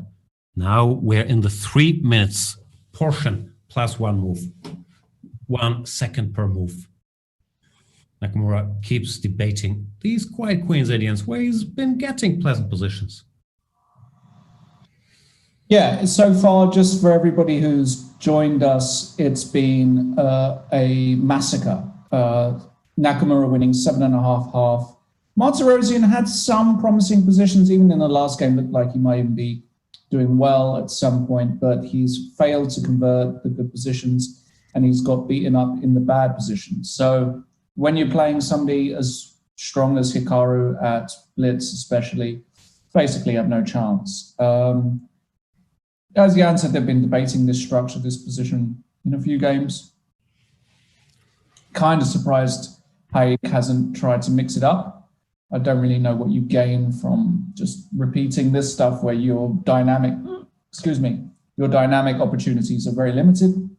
This time around, it looks like he got a good version. He built the bathtub, which is always nice. And also this bishop didn't get stuck somewhere on f6 where I had to go to earlier. Now it can go to d6, which is where you want the bishop in these positions. And I do think he solved his problems okay. Yeah, but you solve your problems doesn't mean you can really fight for something serious. I mean, I think he needs a complete, just switch it up a little bit, play something a bit sexier, give yourself opportunity. It doesn't matter if you lose a bunch of games because you're not going to win the match playing the system anyway, in my opinion. You're just not going to be able to get enough leverage in a position to work with. So I dislike Haik's general strategy here of repeating. It's just very pleasant for Hikaru. He can just move around. You can play moves like Queen B1 here, Rook C2. Just moves around. And what do you want to do with that? You can't break easily anywhere. It's just very unpleasant. Rook CD2, Queen B1, Bishop H3. I think it's just poor general strategy by the young Armenian Grandmaster. I don't know. I don't necessarily disagree. I just think it's very tough. If you're outmatched, I do not think the openings have been his principal problem in this one. But yeah, 7.5 speaks. I would actually disagree. I think he's getting openings which are, you're playing these bad Carlsbads and you're getting these structures, and you require actually a lot of time to play these accurately against a much stronger player. Why don't you play something that's a bit more fluid that you can just kind of play, and you have decent counterplay. Isn't the Queen's Indian considered to be very fluid? No, but play some hypermodern stuff, or play some well, maybe not a Grunfeld, but play something. Play Benoni, play, whatever. Just something that gives you some chances, not these kind of dry. I mean, look at the position he has now. I mean, how does he ever want to win the match playing positions like this? I got news for you. He's not going to win the match no matter what openings it goes. But, at least it gives him a bit more of a fighting chance. But anyway, also big shout out to the chat crew over on YouTube, Twitch, Chess24, anywhere else. Thanks very much for joining us. Thanks for sharing this lovely afternoon with us. Nowhere else I'd rather be, except no, this is it. Yeah. So yeah. Chips are saying, please, can we speak more golf? Oh God! Well, I don't know any golf. Lawrence, you guy.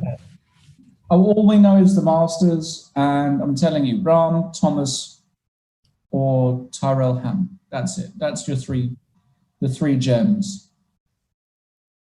But no golf. We're golf noobs, basically. Unfortunately, can talk NFL. We can talk basketball. But no golf. Sorry to disappoint. King G2 on the board here. Obviously, position is little something here for Haik to work with. A little unpleasant for Hikaru. Plays Queen E3. If H5, he's going to go H4. So he goes B4, fixing. Of course, doesn't blunder a pawn. H5, H4, I expect. And you're close, but not close enough, I guess, if you're Haik Martirosyan. Now, can you go Queen D1 here? Probably not. Well, he does. And now if I take Rook C6, take on D4. Yeah, take D4, maybe Rook D2 directly. No, he takes. No, Rook D2. Draw. Black is the better side of a draw here, but it's a draw nonetheless. H4, H5, F5. Let's say it's a draw. It is a draw. Which is fine, of course. It's a good result, but it's just, it's not really, not going to change things, basically. Hikaru trying Rook B7 here. Doesn't matter. Take on F7, go back to B7. Should be a draw. Dinesh Kumar says, does Jan ever speak about chess? Why does he even commentate? Fair question. It is a fair point. Apologies, Dinesh. I think you're right that I do not always have the appropriate passion for the game, and sometimes I stray too far away talking about other topics. I'm sorry. You're not wrong. Yeah.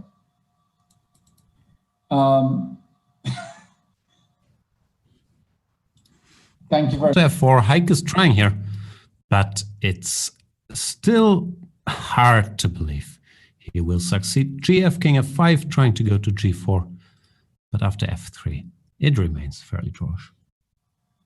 Yeah, King C3 is a draw. But why play King C3 when you can play Rook B5? That's a good move. Now King C3 maybe, yeah. Now you can take on B2 with the king.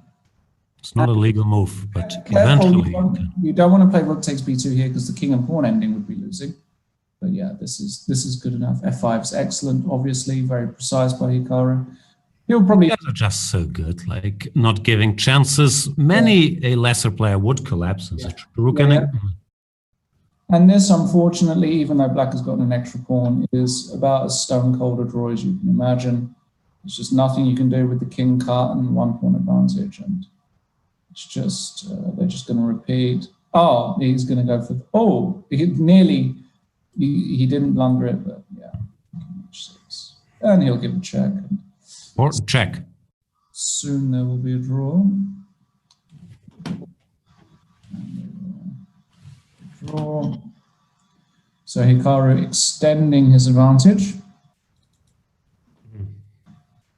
Haik still not a single win on the scoreboard. That was his second draw. And let's see if he manages to win one. They keep debating this line of the Queen's Gambit declined. It's a line Magnus Carlsen used plenty in his matches against Hikaru Nakamura as well, putting some pressure. But Hikaru looks like for this match he's prepared the slower setup with a6, b6, bishop d6. And so far, it's been fairly sturdy in these d5, e5 positions. He's shown that black has enough potential. Haik is trying a somewhat different setup here, but now even e takes d, knight c5 at an opportune moment. I think black should be fine. Still. Yeah, very clever preparation by Hikaru. He wants to do well in this competition. I mean, this competition is not just some random tournament. I mean, he's got a lot to prove. There are obviously a lot of top players, including the one and only Magnus Carlsen, in this tournament. So you do want to perform if you're Hikaru Nakamura.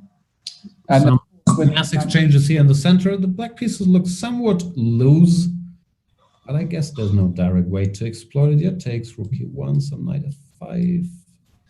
It's close. Knight d5, bishop d5, bishop f5. Yeah, there's a little bit of initiative for sure here. As Gary Kasparov once said, a knight on f5 is worth a pawn. So knight f5 played, and this is a little chance here you would feel for Haik somehow, unless knight df6, knight 7f6 just holds everything. But it doesn't look like this. And takes queen g5. Right. Yeah, this is a chance. This is a half chance for Haik here. So you feel he has to try and make something of this initiative here. A chance. A chance is all you need, guys. Remember that. And Haik,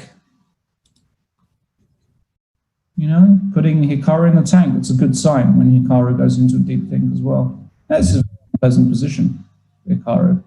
Because probably not play king h8 to some grandmasterly move. But yeah, no, it looks unpleasant. All kinds of things. Yeah, it looks very unpleasant. Looks like something is hanging. So Haik, is this his chance? Is this his shot? Could very well. This is it.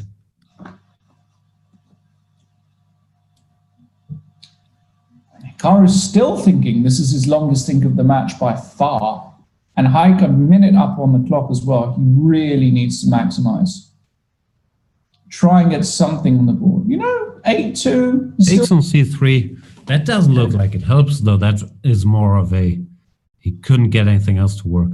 So maybe he did it by elimination. So now, knight f6. Okay. So many options. Rook e7. If this were a white's play and win situation. Bishop c4 looks nice.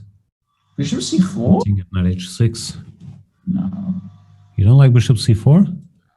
You play queen c7 first. Yeah, precisely. Then you play bishop c4. I mean, yeah, but now you can. So bishop d5. So the question is,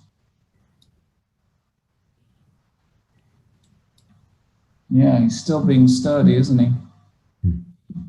Very annoying. He just took a pawn, and puts the queen on d4. This is completely fine, of course. Yeah. Professional chess. Just play queen d4, rook b4. Kind of. Okay, queen b. Don't blunder mate in one. He won't. Rook f1. Why rook f1? Now keep your pieces protected, no? Don't they say LPDO? Lose pieces drop off? They do. Rook e2, no? Or are you worried about something? I don't know. I'm a worrier, but probably. Are you a worrier? Since you became a dad, and did you turn into more of a worrier? Some things yes, some things no.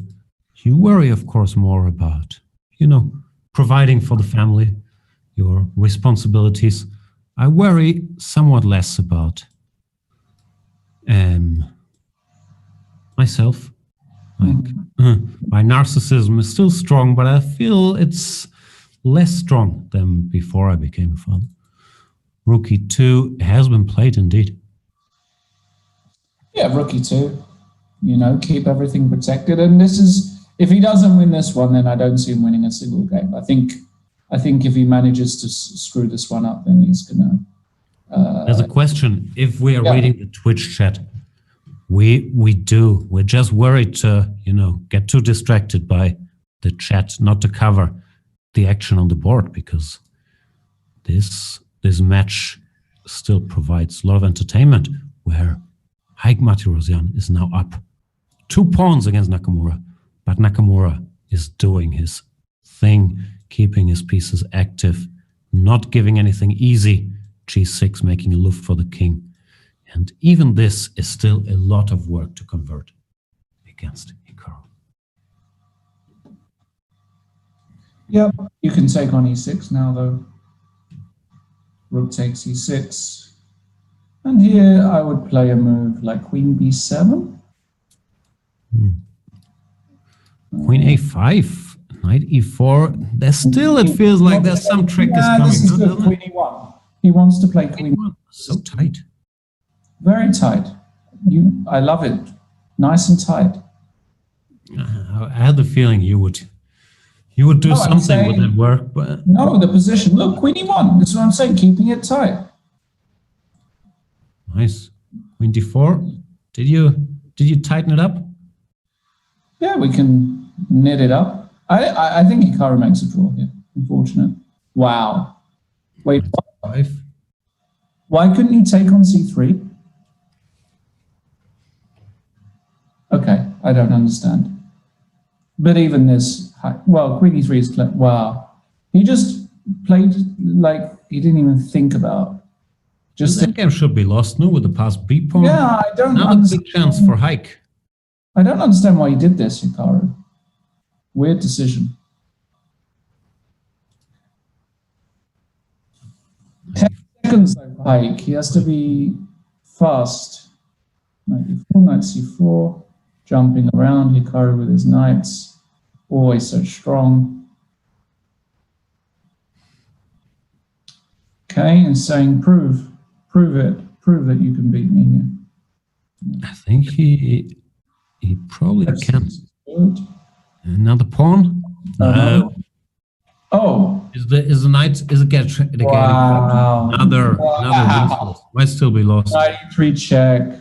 But so resourceful. Oh, 96, even better. Wow. Knight f7 though? Yeah, but so what? Now you're not winning. Now you give eternal checks. You have to go king c5 if you want to win, or knight c3. D5, and he's making a draw. Wow. There's just no winning games for poor Martirosyan. It's just sad. It's really unfortunate. You can lose this, by the way. He's got 3 seconds. Maybe Hikaru wants to flag him. King. It's 3+1.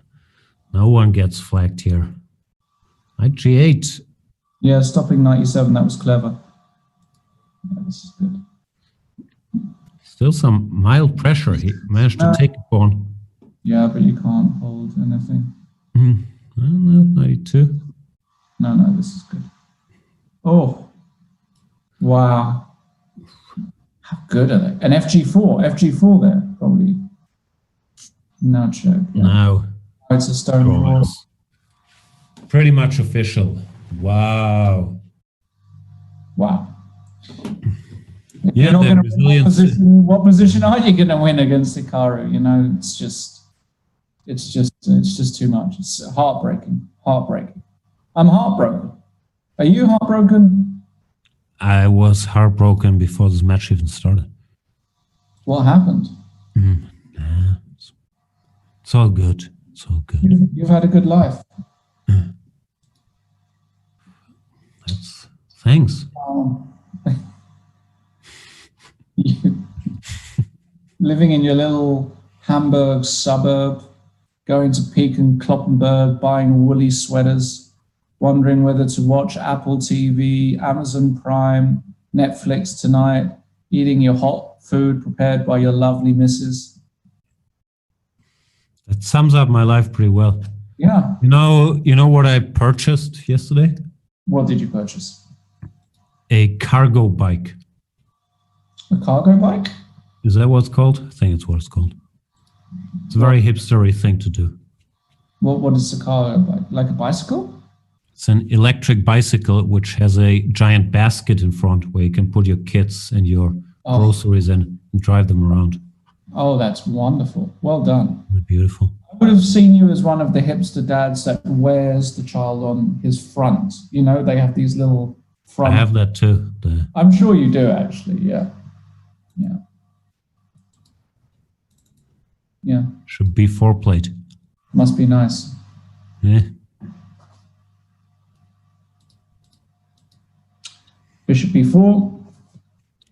Yeah, Martirosyan, I think he figured out how to handle this opening. He keeps getting decent position. But, of course, we've seen that that's just the beginning. I guess you could just go rook c7. You could, of course, simplify, but I don't see any particular reason. This bishop on b7 is not so great, so no reason to, you know, trade pieces and give that up. Maybe bishop a6 is an option. If takes, then take on c3. Yeah. Yeah. Take, come back to d3. Nietzsche. Higher that tan high. It says, I have a British kid in my major. He talks like Lawrence. They think they're funnier than they are. A little annoying, to be frank. Couldn't be more spot on, to be honest. I mean, what's bothering you? Is it the accent or the attitude, or what's the problem? He's just annoyed by the fact that, yeah, they, you know, he thinks, you know, that British guys think they're funnier than they really are. I'm not sure if that's the case. Do you think that people think that you're smarter than you are because of the accent? Like, normally with a British accent, I assume people are smart. It always sounds very, very clever. Right. What was the question? The thing is, your words often, you know, undermine that case. But in general, I stand by that theory. But how happy is higher than 9? He got his 5 seconds of fame, and now he can just sort of drift into the nothingness that was before. What's that? Higher than Tantai. Mm. Who have we got? Twitch chat. Is Paul Border still here? Probably not. It's probably late for Paul Border. Abandon us. He's abandoned us. In recovery. I haven't seen the Mr. Dodgy. Where is he? He's also in recovery. Yeah. They came in early, came to say hi, checked if Nakamura was going to win the match, and now they're resting. Probably, you know, watching a nice little TV show, watching Ted Lasso on their couch. What's not to like? Great. Queen b5. Nakamura is putting some pressure. Yeah, big on pressure. Open file here. Yeah. So we've had all these exchanges, takes, bishop a6 as mentioned, but white was in time to conquer this file. And now it's not the end of the world as usual, but there is some nagging pressure. And again, if you're Haik Martirosyan, why are you deciding to get these positions where? Well, you got a great position. What else do you want out of the opening with black? This was great. Yeah. Yeah. It's too dry. The structure is too static. You need a static structure against Hikaru, unless you're Magnus, unless you're a top player, when you can just battle with him in these dry structures and static structures. You're saying Hikaru's weaker in open sharp positions, so you should go for those and not this dry. No, I'm saying you've just got more chances. I'm saying your expected value is maybe the same, but you've got more swindling chances, more, you know. So how do you have more chances if your expected value is the same? Well, you're probably still expected to lose every game, but you've probably got more swindling chances. They may be slightly improved. I certainly wouldn't have played like this. And look at this position. I mean, now you have to suffer this position now as black. And you're down a minute on the clock. Not for me, I'm afraid. So you're saying you would like to increase the variance? Increase the variance is always good. That's going to be on your tombstone. Yeah. Queen A7. On the tombstone will be, yeah, no, well, maybe no more increasing variance. Rip variance, maybe on my tombstone. There will be variance no more. Okay, so Queen C5. So now you're 2 pawns down and like resign. Why play on here? You've got to actually win some games. Queen E7, for example. Yeah. Knight D6 is powerful. Knight C6. He's got it all worked out. F6, Queen C7. If not, you take the rook. Take the pawn. Rook D2 is good. I mean, master class. Hikaru Nakamura. Nothing really to say. Queen C7 is. He blundered his queen with Queen C7 there, Jan. Yeah, and Hikaru just played. Doesn't make much of a difference, does it? But Queen H8 checkmate. Yeah, it's sort of cute.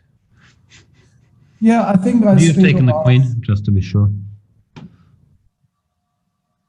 I think I speak on behalf of a lot of people when I say I think we would all like to see Haik win a game, but so far, 9.5, 1.5 is a brutal performance. I keep debating a narrow set of openings. It's been these Queen's Gambits, these 2 lines, Queen's Indian and Queen's Gambit, in a lot of the games.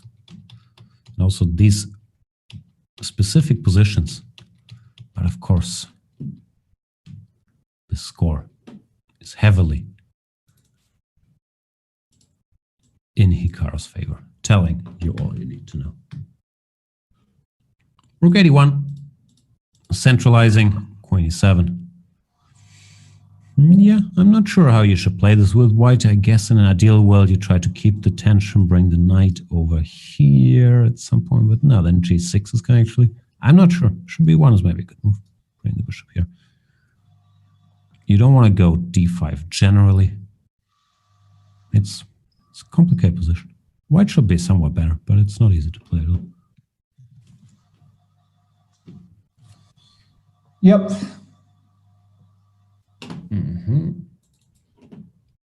Bishop A2. Pawn to H6, stopping any knight G5. Mischief, no malarkey with knight G5, but also somewhat weakening this square. Knight H4, threatening knight G6. Ah, that's clever. For example, I'm not sure if this will work out, but let's look at it. E takes D, knight to G6, D takes C, B takes C. And the queen is trapped. The line continues. But I guess white emerges on top here. And Nakamura, obviously, spotting that, goes D5, trying to block this diagonal to parry that threat. Yeah. ED. Well, this is a bit shaky now for Hikaru, you would have to say. This is another chance probably for Haik.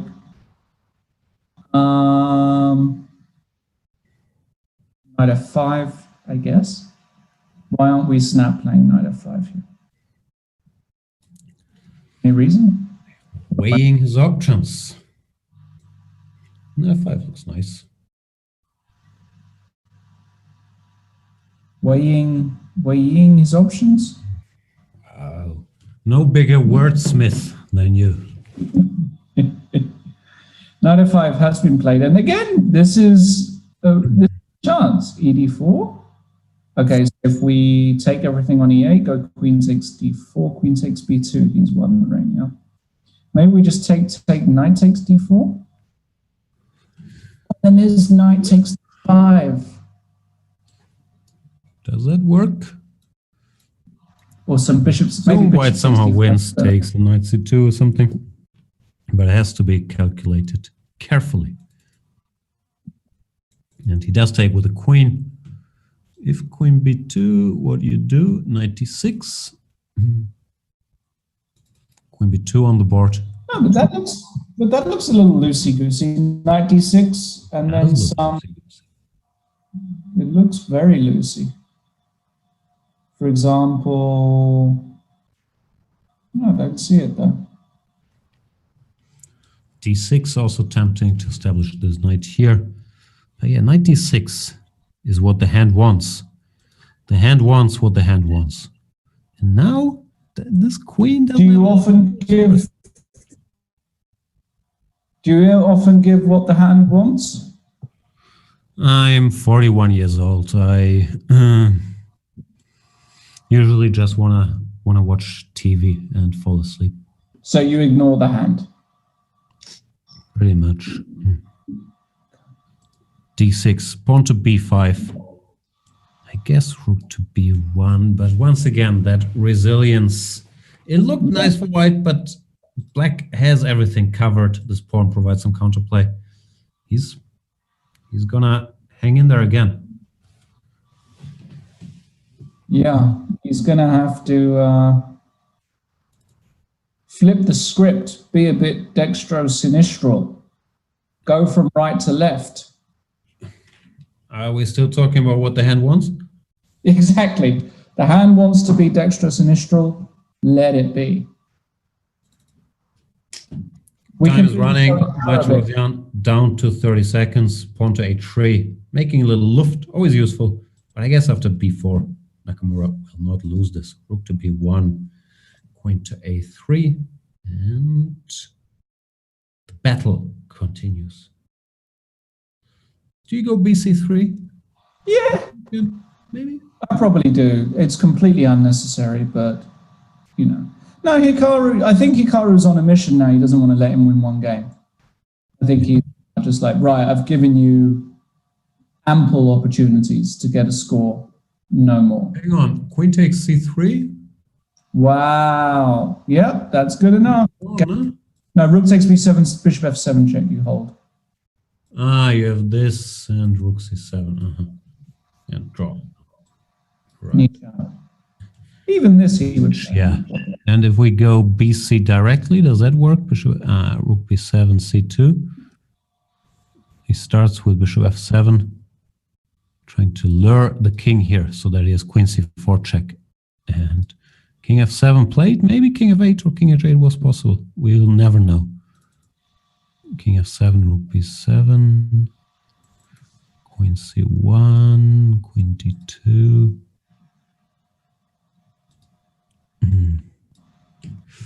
Still questions to answer for the white player here. C2 might be a threat, although you still have rook C7. Queen takes D6 check, also a bit of an issue. It ain't easy. Rook C7 played. I guess you pick up the pawn. Then he wants G3 or F4. Then feast here. There goes King G1. Same. And Hikaru may very well. No, he's like, you know what? I love my knights. Just gonna play on. Let's play on. Yeah, he wants to play on. He's. Why wouldn't you? With two knights, you can create some chances. You can attack a pawn twice. That can only be covered once. Should be a draw, but of course you play. No, I mean, I don't think this is a draw. I think Hikaru wins this out of 10 times, like over 5. With this, very well happen here. It's not even close because the time with 6. Yeah, now he's just gonna. He's building some mating nets. I mean, it's just coming. It's just mate, no, nearly king. Not yet, but like, how disgusting. 94. Okay, 92. Now the king comes in. King D3. Yeah, but Haik managed to defend against the first onslaught. Yeah, but Hikaru regroups. Having real fun. Because he can keep this going forever as well. That's the problem. Haik can't actually ever force a draw. There's a 50 move rule. That's true. So there might be, Hikaru might have to make a pawn move at some point. So 94 check, king G1, 95. And then 93, king E3, C1, makes sense.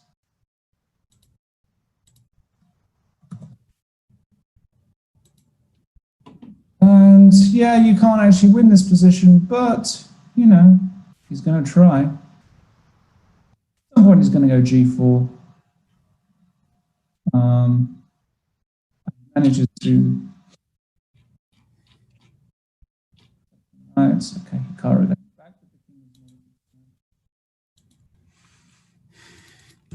And just very frustrating. Another round on the horsey roller coaster here. Keeps being drawn, but you gotta stay alert. And let's see. I have a feeling he's gonna get a draw.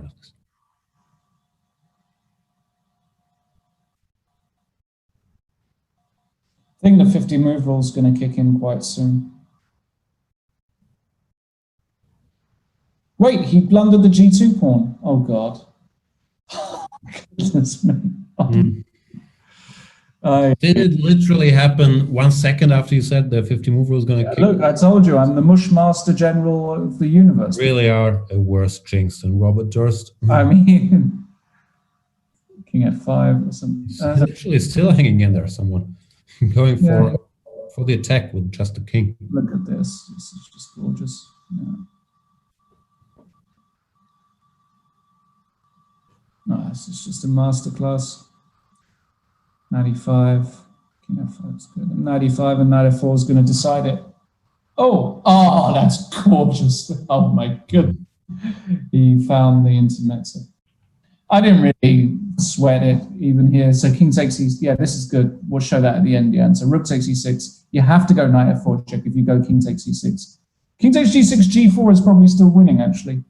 There you go. Go king takes g5, king f7. It's still winning. It's still winning. Yeah.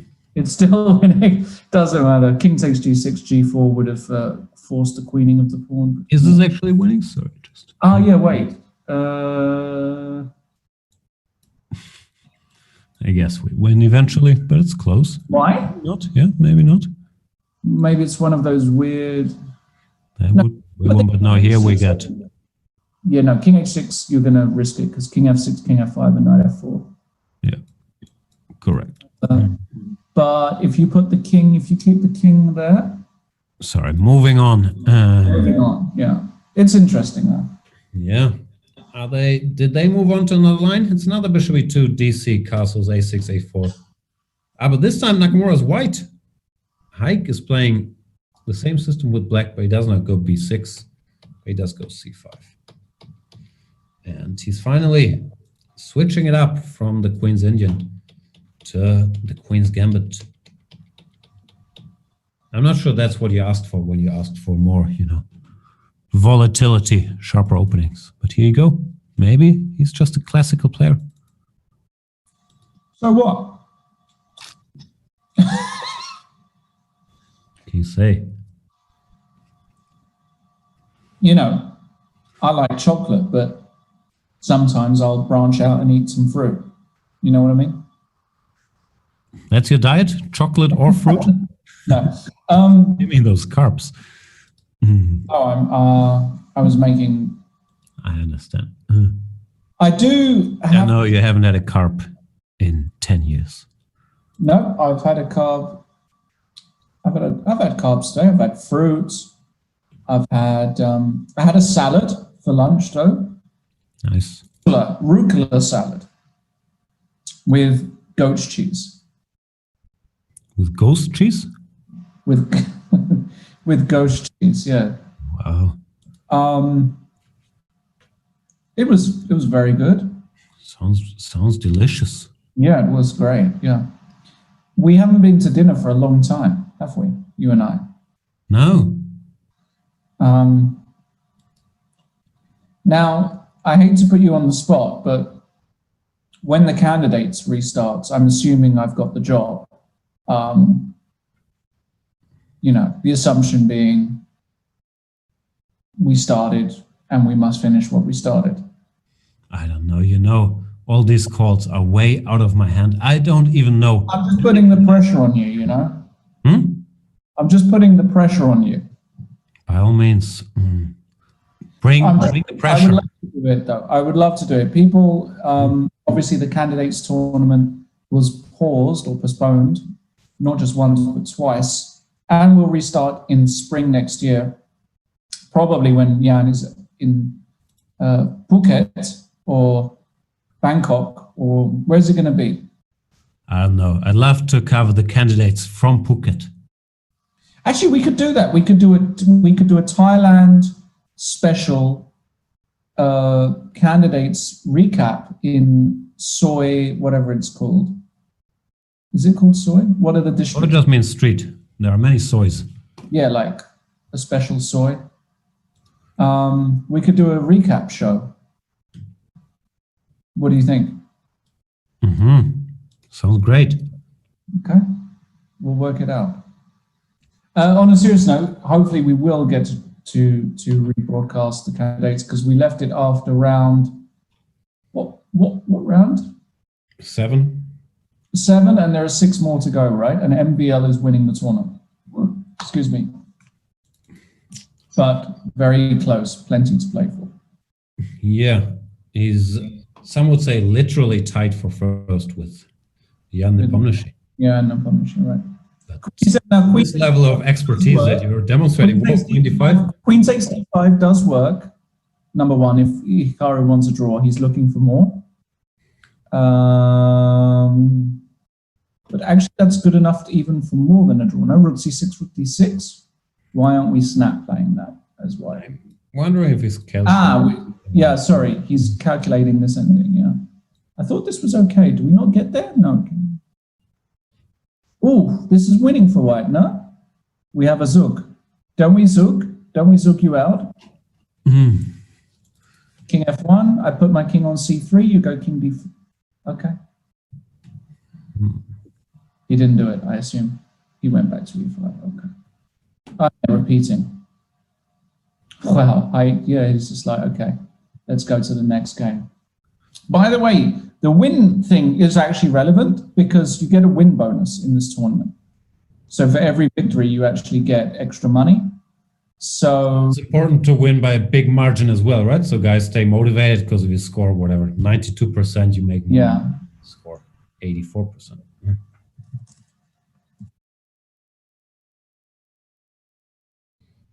Proof 28H is saying, my wife's cousin lives in Zug. I've been to Zug. No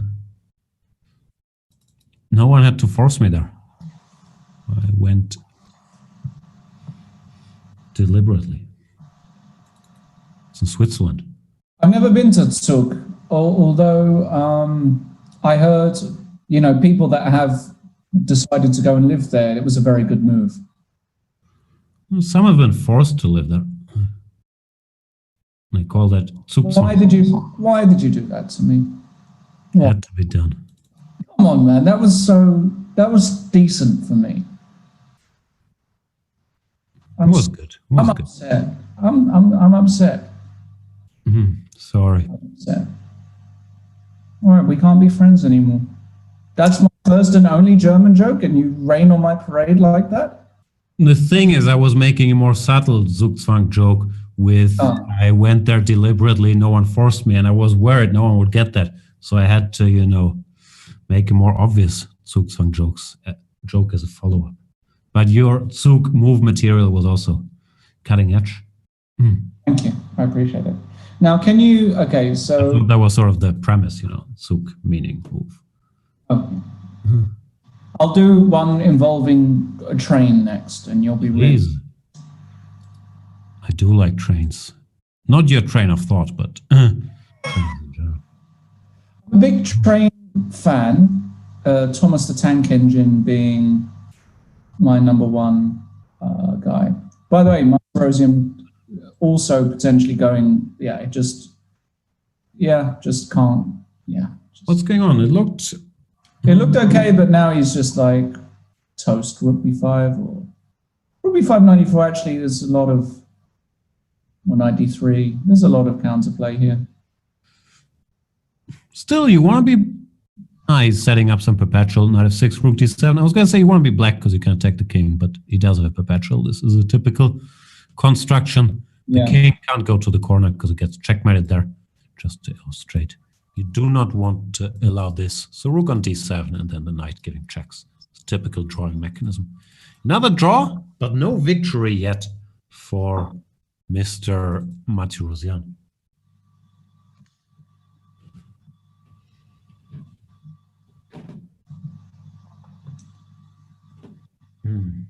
Yep. More theory debates, and it looks like Nakamura is also ready to move on from a6, b6, and goes for c5, which has a questionable reputation after d5, as far as I know. But it looks like they know this stuff. Queen b3. I thought white was just better. Yeah, white is just this is just white, but Hikaru, this is the first really that Haik has got for a while.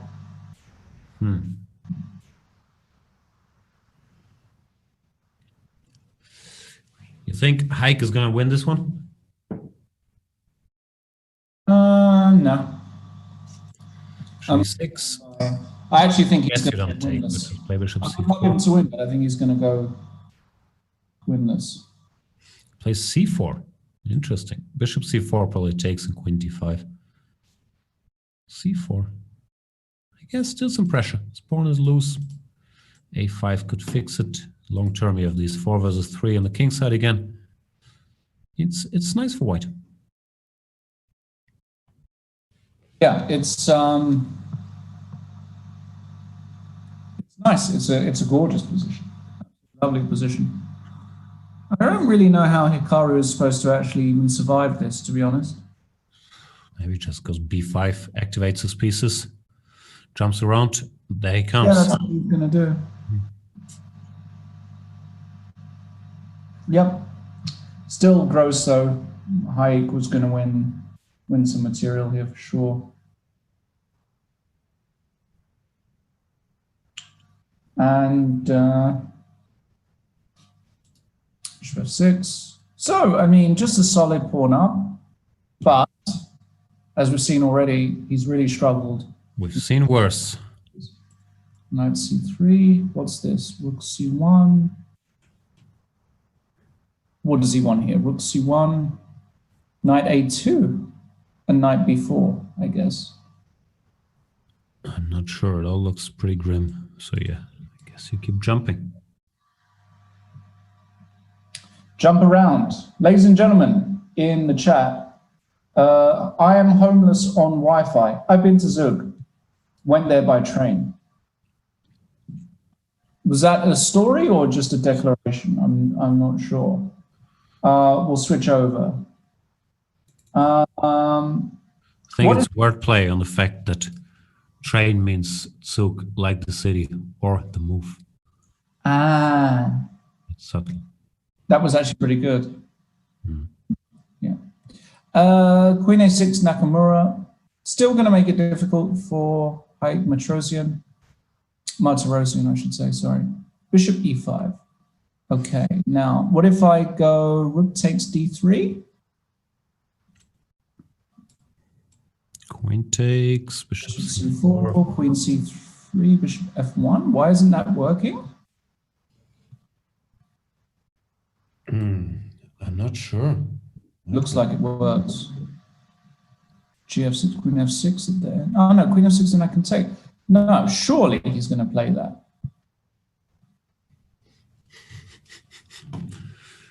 Competitive muff diver is saying, and here I am thinking you can't get anything by Trent. I've been fooled. Happens rarely. Rarely does that happen. Queen c4 on the board. Bishop f6. Jeff. No, you should not blunder your queen with rook b3 or your rook with rook c1. Yeah. But probably that won't happen. And if h3, you make a lift h3 or h4 and hope for the best. Well, not h4, but h3. All right. I agree. But nowadays they play h4 in all these situations, so I'm never sure. But here h3 does look a lot more circumspect.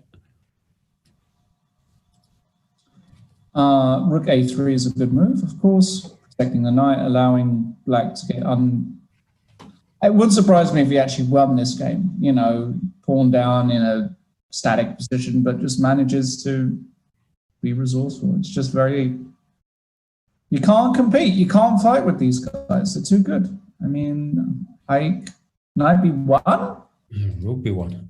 Does Fast. Too furious. Okay. I like rook b1. Queen e4, I like. e4. Yeah, because now you force a queen exchange. Hikaru's not going to lose this. Certainly not going to lose. Even with the c-pawn gone, I think he's huge favourite to hold. Rook c1. Now he's going to go rook c8, yeah. And just hold. He can even go c4 here. And put a rook on a4. No chance, Haik, to win this position, in my opinion.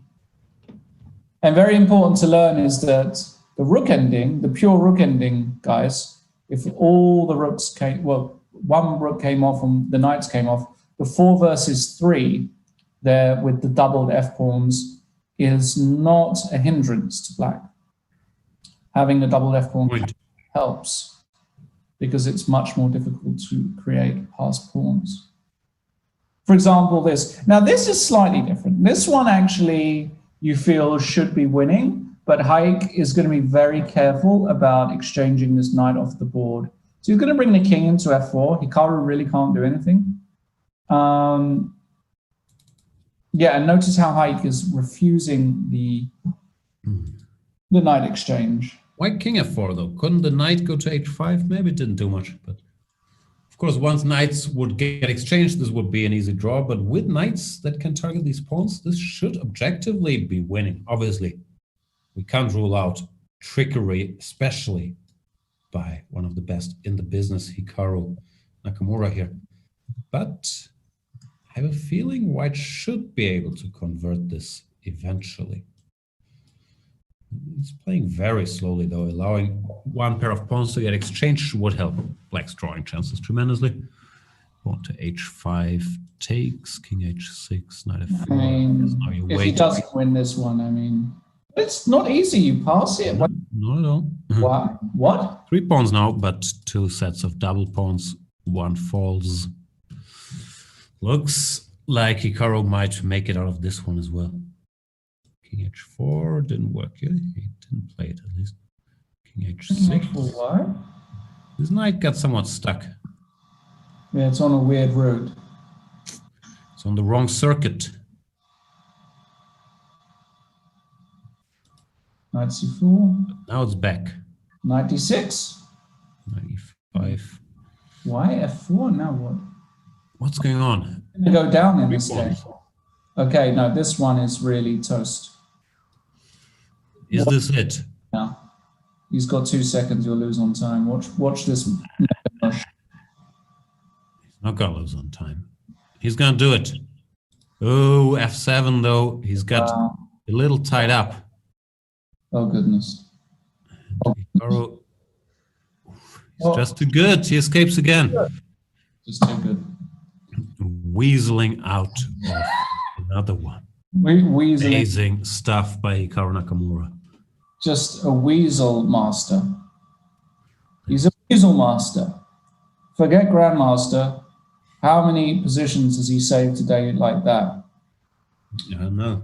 Too resourceful, too difficult to beat, and he doesn't want to lose a single game. That's the point. He's just being very stubborn. Sorry, guys.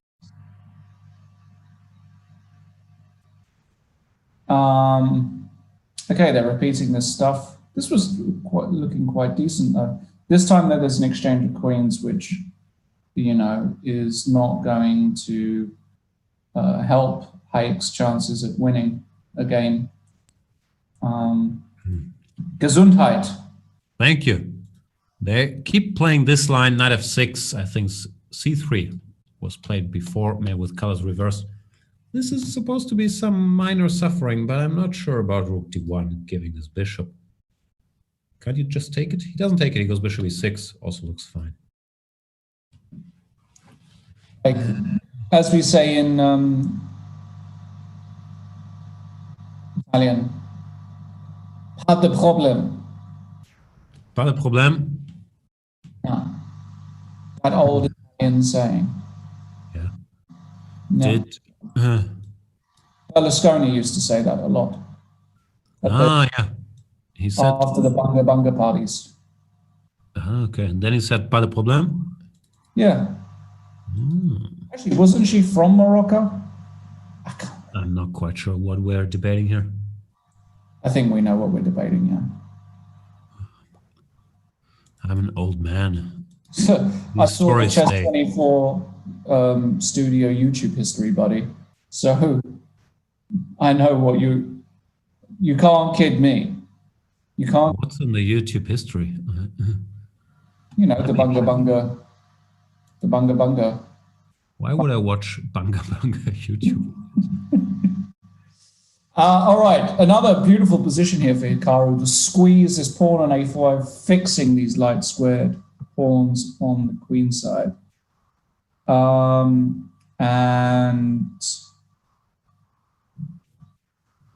suffering for black. C5 is weak, B7 is perennially weak. Now you just like go H3, King F1, King E2, H4.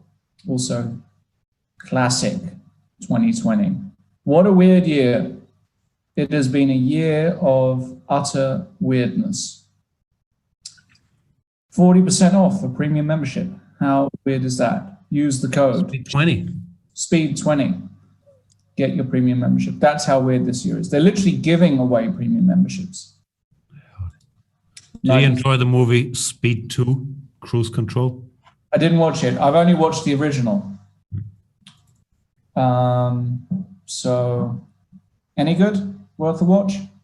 It's really bad. To say one of the worst sequels. Oh, really? Interesting. Yeah, I haven't watched many movies of late at all, actually, probably because of cinemas not being... I used to enjoy going to the cinema. I used to, you know, but everything's closed. What to do? Actually, not everything is closed in Hamburg, or it is now. You are on lockdown up there. Lockdown is strong. Like gyms are closed, cafes are closed, restaurants are closed, or you can't go there and eat your meal there. Most restaurants are open and you can get stuff to go.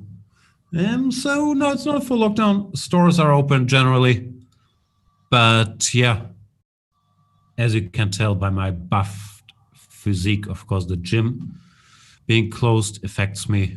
Other than that, it's not much of a difference. You don't have to tell me. I did get finally, firstly, the yoga mat came through today. I've been doing Zoom boxing. It's just not the same. Also, I've needed 5 new laptops because I punched the screen so much. So it's been costly.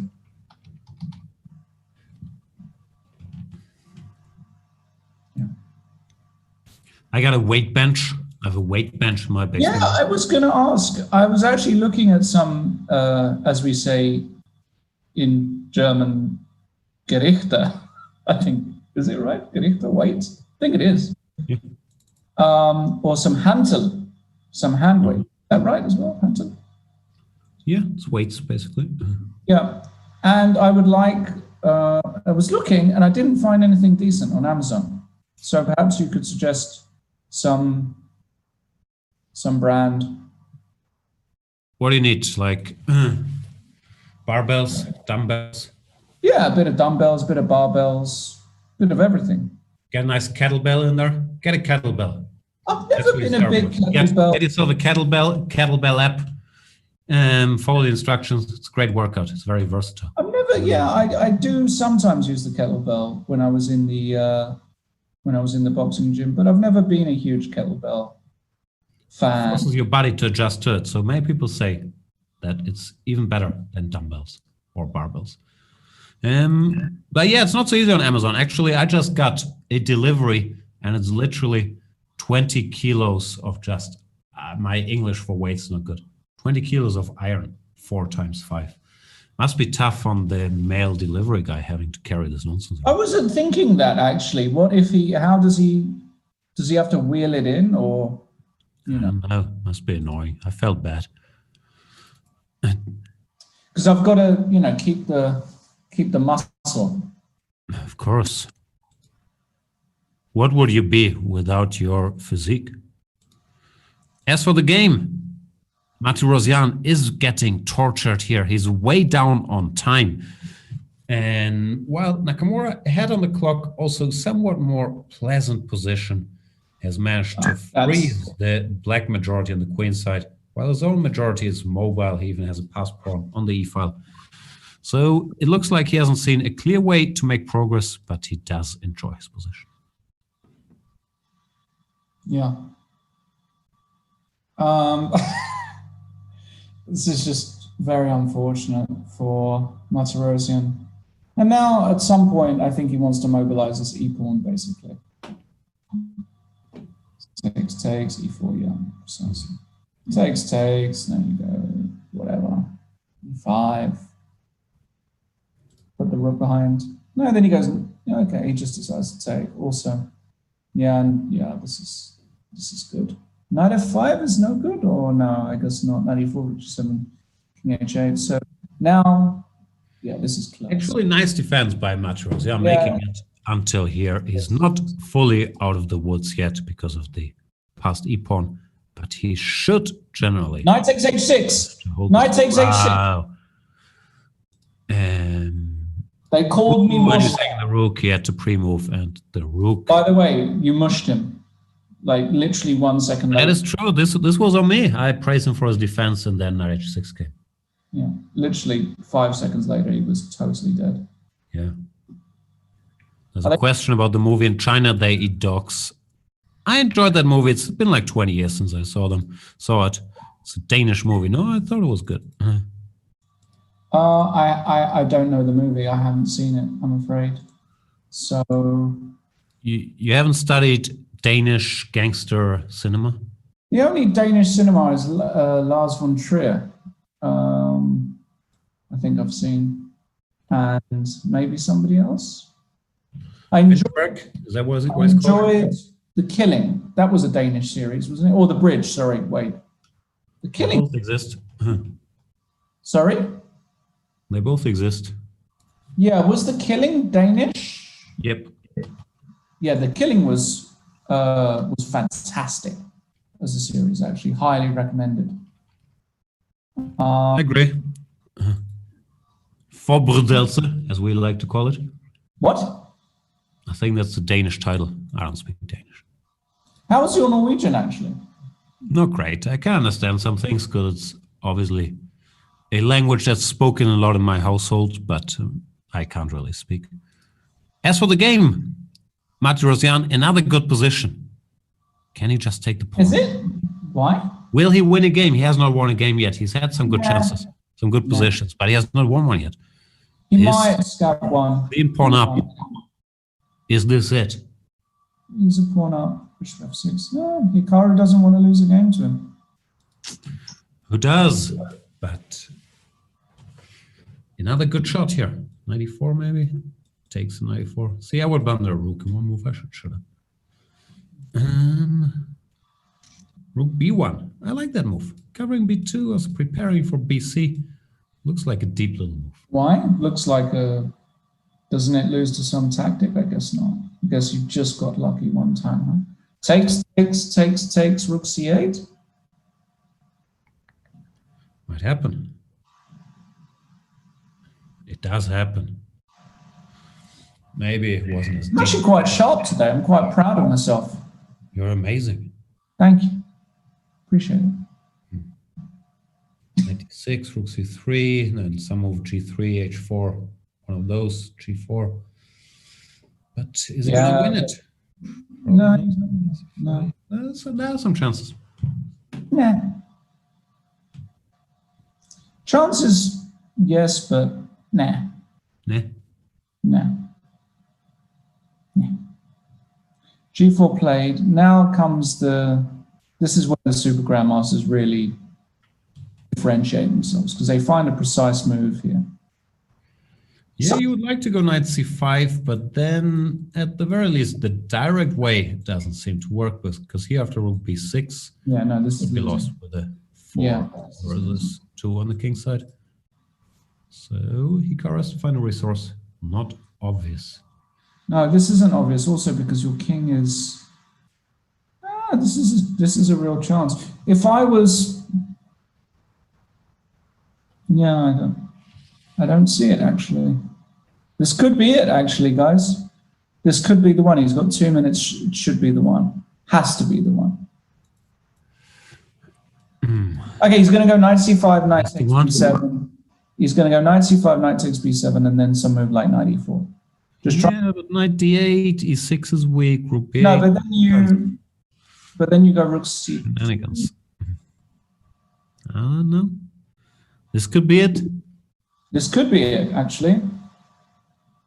This could be the one. The Twitch chat is excited about the new Dune movie. Yeah, I'm looking forward to that. A lot of my favorite actors are in that movie. And Timothy Chalamet.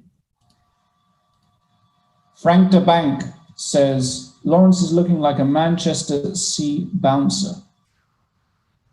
Sounds nice. Yeah, sign me up. Hikaru probably wants rook f2, rook b8, rook f8. What does he want here? Yeah. But rook f2, rook b3, rook d2. He's not knight c5. He's got it all worked out. Because rook d2, that was rook b8. Knight c5, rook b8, rook f8, and rook c3, rook d2. Nothing easy. There's no free lunch. It's amazing. No free lunch. Look at this move, knight c5. What a ridiculous tactic. I mean, it's really insane. Wow. There is no free lunch at the school of Hikaru Nakamura. Did they have free lunches at your school? Well, it's really interesting you talk about that because there's a big campaign recently by Marcus Rashford, famous footballer, basically, you know, trying to get lunches for school kids who's, you know, from slightly less wealthy families, less well-off families. And the government can, you know, spend fortunes on all kinds of nonsense, track and trace systems that don't work, but they can't feed kids in underprivileged schools. It's absolutely nonsense. And Marcus Rashford helped with the initiative there. So shout out to Marcus Rashford. Yeah, good guy, really good guy.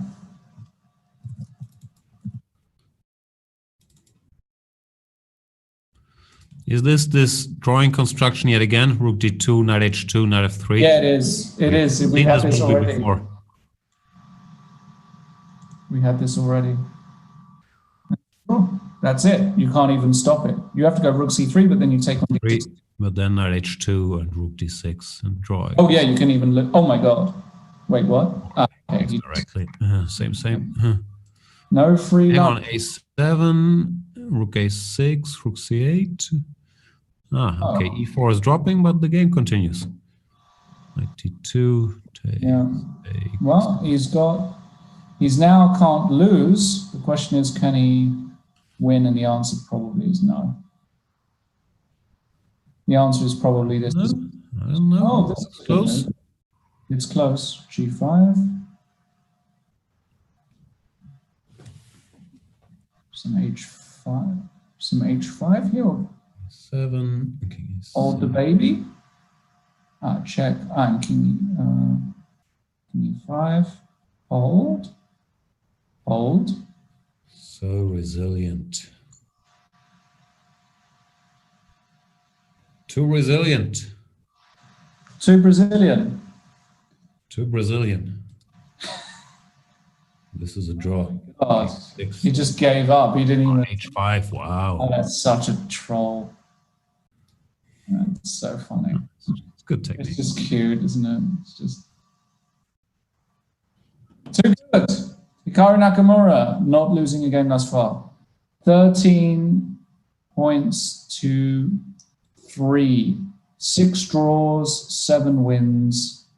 Absolutely. And he beat Magnus Carlsen's score. What was it? 24-5, I think. I think he's got a real good He's on shot. track. more or Yeah, less. yeah, he's going to be real close to getting 24 points in this split. So we'll be back shortly. Another short break. This was the end of the 3-1. Half an hour of bullet yet to come. All right. Special bundles with premium membership from Chess24. Super discounts on merchandise. Massive sales on courses from Chessable. Chessable and Chess24 bundles. With new deals appearing every day. Visit chess24.com/deals.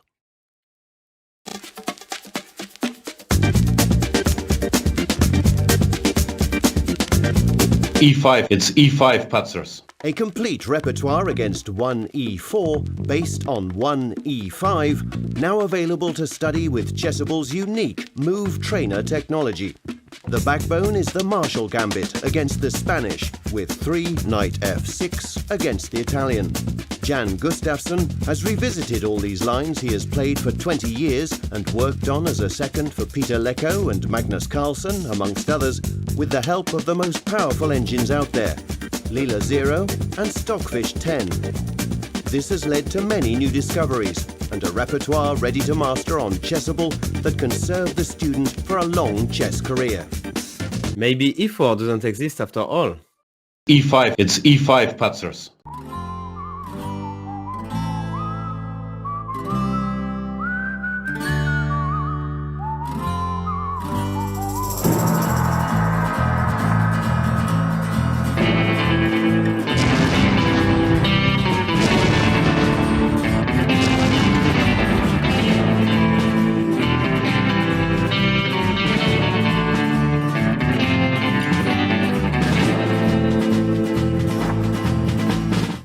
And queen takes f3. Oh, what is going on?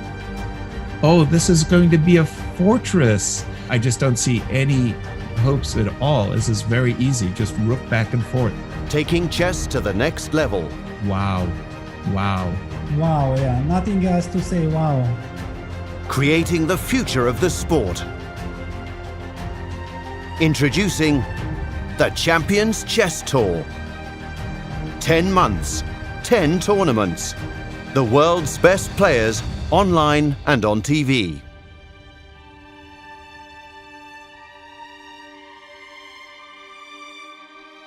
Well, we wanted to do a historical top 50 of chess players of sort of all time, and to do that, we are using the statistics by Jeff Sonax, who has created a site called Chess Metrics. We've gotten some help from Frank Hoffmeister, who is a well-renowned chess historian, but then we have still kind of added our own touch. And it's always going to be subjective, and there's no correct answer. I hope you guys enjoyed, and I hope you agree with every single ranking, because usually when you publish lists, what could go wrong? Who would disagree with anything? But yeah, it's been fun, and I hope you like it.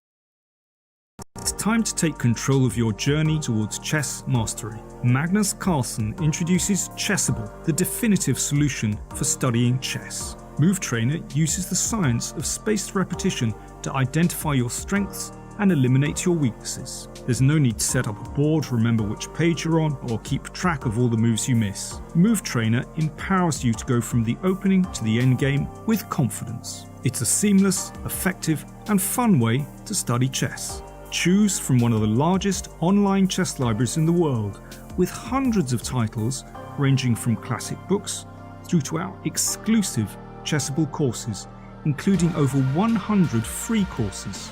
Get expert insights from International Master John Bartholomew, Grandmaster Sam Shankland, International Master Christoph Sulecki, Grandmaster Simon Williams, World Champion Magnus Carlsen, and hundreds of other instructors. Get started now and join our growing community of over 100,000 chess enthusiasts at chessable.com. Chessable, take control of your journey towards chess mastery.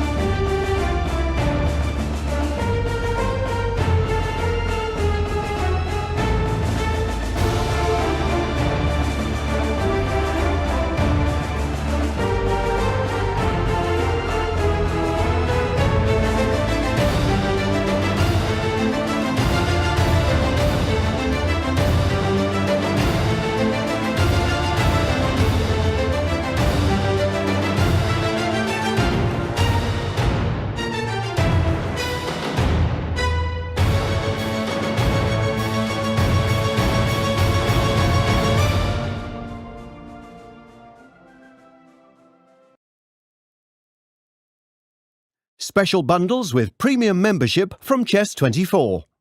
Super discounts on merchandise. Massive sales on courses from Chessable. Chessable and Chess24 bundles. With new deals appearing every day. Visit chess24.com/deals.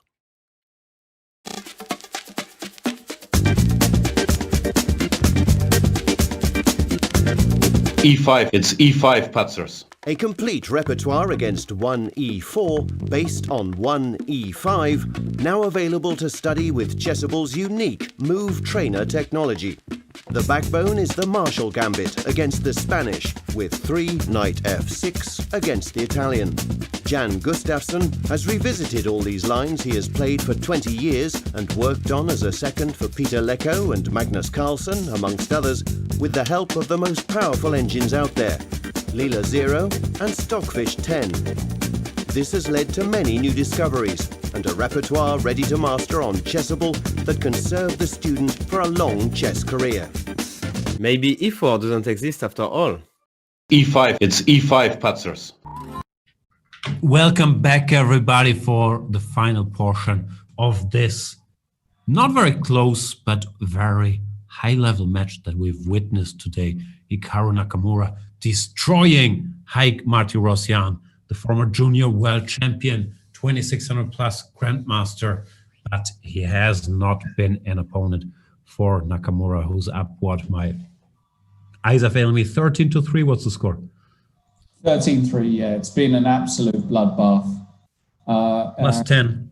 Is that plus 10? It's plus 10 points. It's insane. Yeah, it was 10 points. So it's all but over. Martirosyan would have to win every single bullet game. And even then, probably wouldn't,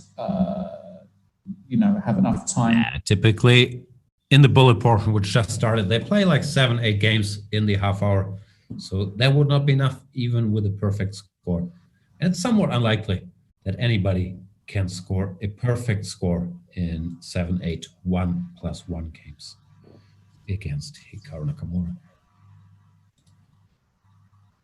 Knight to b6. I guess the knight jumps to a5. Then he takes d4. No, he does take. Maybe he's just, playing it safe. Hikaru now, I think important for him is that he wants to just keep on frustrating Martirosyan. He doesn't want to give him any free, unnecessary points, not because the match is in danger, but rather because he wants to have this flawless record. It means something. It's also fun not to lose a game, right? That must be his big goal at this point. Absolutely. Just not lose. Just don't lose a game. So Hikaru, is he going to go f4 here? I guess he will. a3, d8, d1. Also fairly sensible. But now d5 exists, no? No, it doesn't. It does. Wait. So queen. Simplifications. Yeah. Takes. Yeah, now you can take on d5. You can do all kinds of things. Yeah, this is good. So ED3, sorry, ED5, Queen D5, Rook D5. Yeah, you lose a pawn. Rook E5, no? Rook E5, no. Oh, Rook E5. Takes Rook E5. In that last line, actually. More suffering. B2, targeting this guy. Yeah. This is bad. Take. This construction is surprisingly sturdy. The bishop can't really get. Yeah, it's not easy actually. Bishop E5 I like a lot. The knight. No, because now you just punt the H pawn, G4, H4, H5. Yeah, now you just run. Actually, it's just all over. F4. No, I've got a bad feeling he's going to lose every single game in this 1 minute portion as well. Game. Like, why should he survive a 1 minute game? There's no reason why he should survive. That's it, right? He resigned? Oh, no. Okay, not yet. 6. I'll just win a knight. Also good enough. Yeah, I'm expecting just not even a draw. They'll try this stuff. This line is pretty solid for white. We'll see. They're back to debating this position, which we've seen quite a bit. Debate this position. Looked like Haik found a way to put some pressure here. This bishop B1, bishop A2 maneuver I liked. But Hikaru keeps going for it.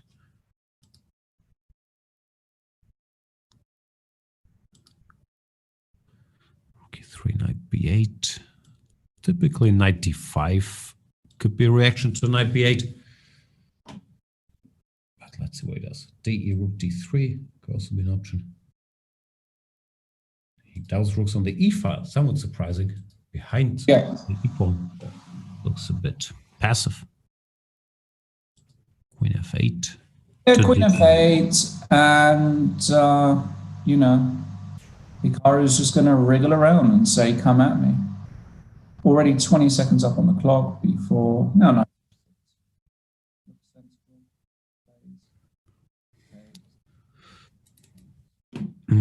Takes knight A5. Knight on the rim. Looks dim. Yeah. Back to the D file. Rook D3.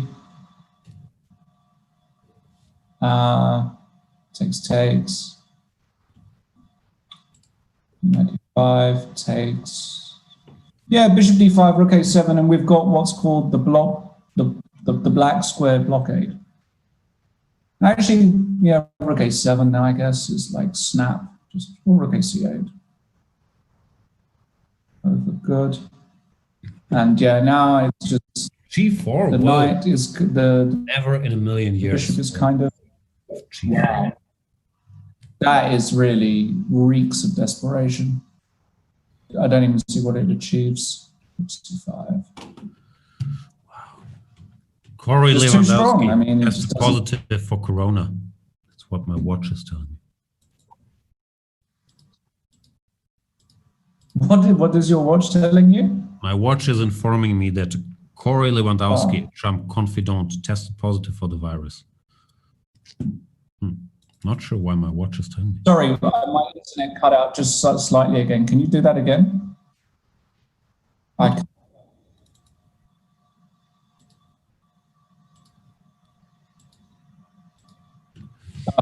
Am I gone? Maybe I'm gone. No, I can hear you. Okay. Looked like your internet had a little hiccup or something, but you're back. I had a little hiccup. And Hikaru will bring the knight here. Yeah, knight d5, knight f4 looks very dangerous. Oh god. Oh goodness. Okay. Hang on. Knight e5? What? Knight e5. Queen d6, and e4. He's going to go b7, e4.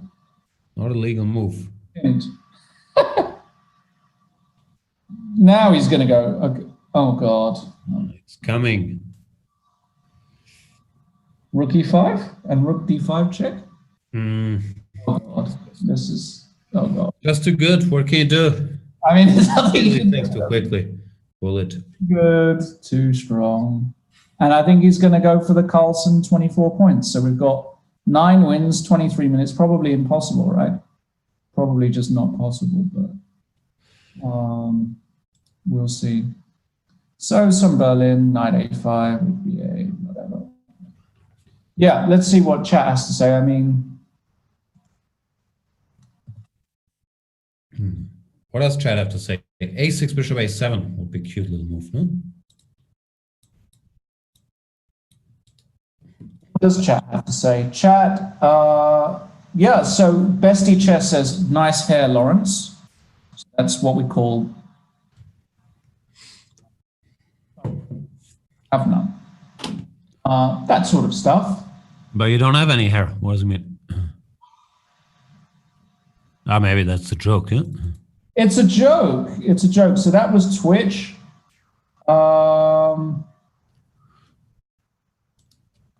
says, Lawrence Trent, so young and beautiful once in a time. No, he is just beautiful. So I'll take it as a compliment because I saw the word beautiful. Didn't understand a word of it, but sounds like a compliment. Thank you very much. What's this guy's rating? Marvin Henner says, I guess he's talking about Martirosyan. Around 2620, 2600. Yeah, that neighborhood, former junior world champion, still young, promising player, but is being shown what the elite can do. However, he just won an exchange because Hikaru blitzed out this move rook h4 and maybe missed the reply g5, covering h7 and trapping this rook on h4. Yeah, he'll give it. Rook to g4 plate was met by bishop f7, not taking. This is all very mysterious. Queen to h6, and the queen got trapped. Whoa, he's got 95. 95. Queen d6, and now he can go king h8. No, queen is still trapped. So rook f6. I mean, after knight f6, king h8. And this is a rook. Oh, it's a rook. Oh no, this one, Haik, finally. I mean, if he doesn't win this one, really, it's gonna be heartbreaking for him. He's gotta win this one. It's a rook. Is he gonna win? He takes this. Yeah, trying to keep. It is a rook. C4. A rook is even too much for Hikaru Nakamura to magic something from. Unfortunately. Anybody ever won anything a rook down? Yeah, thankfully no title player has ever lost to another one a rook down. Sounds hard to believe. Yeah, I mean, almost impossible.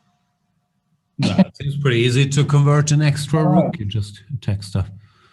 And yeah, he's gonna win one game. Yeah, he's gonna win one. Which is great. You know, it's just good.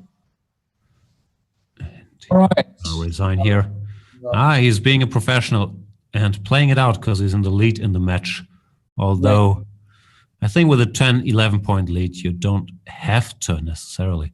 No. But why not? Maybe he also wants to protect his bullet rating, the fewer games being played, because he's a giant bullet rating favorite here. So he will play till mate. Or till king h6 stalemate, that'd be a fitting end, but not happening. And congrats to Haik Martirosyan, winning his first game of this match. Nakamura is maybe steaming a little bit, goes for somewhat offbeat plan. This looks like a game of yours, Lawrence. What are you trying to say? I'm saying this is an opening that you will play. Bishop d7, queen c8, h5. Nothing. Mix it. You gotta mix it to win the biscuit. I think that's what they say, yeah. That's the saying. There's absolutely nothing wrong with trying to checkmate your opponents. Couldn't agree more. I've never tried, but I don't think there's anything wrong. You know, yeah, exactly. You haven't checkmated somebody in about 5 years. Checked or made it, actually. But for all of you beginner players out there, checkmating your opponent is a good idea. So don't listen to Jan. I did say it's a good idea. Oh, you did say it's a good idea. Okay. Do you spend a lot of time checking for mates? Not really. You're just a natural mater. And Haik with another very good position probably here. Well, maybe not Haik's actually. on a roll. But this one, nothing special, no? Yeah, maybe this isn't just nothing special. Nah. So you're losing this? yeah, in danger of blowing this. Rook CC4 now? Rook D3, Rook AD3, is that what he wants? Bishop C3 now? Okay. Yeah. I guess it will take. Yeah. Allow knight Making you a C4. little uneasy, no? Oops. There's bishop. Okay, bishop C3. Also, Hikaru playing this match, remember guys, he's playing this match from the US of A. So he's not going to be. Actually, sorry, Haik is it over there as well, right? Apparently. Because playing this match in the evening, European time after a long day, would be quite the slog. For sure. How do you think Hikaru might win this? 30 seconds on the clock. I mean, that's insane. 97 now. Now comes the knight moves. Knights are just so dangerous in bullet. Knight c5, knight b3 is coming. One day f5 to undermine this d5 pawn. It's been done before. Rook d4 is a good move though, like clarifying things. Yeah, that is a good move. Knight b6 will lead to mass exchanges. Oh, knight b6 is also possible. I'm not sure if black can end up winning the pawn on b2. Check. Some f5 or what? Knight e5. Wow. Wow. Yeah.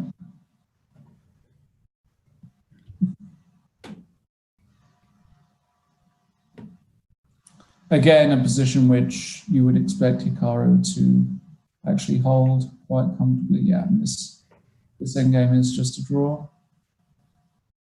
3 versus 4. Maybe some chances actually.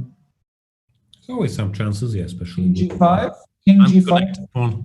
King G5, Rook F6, Rook E6. He gets his rook out from E5 first. Yeah, but it's passive there. I don't like it.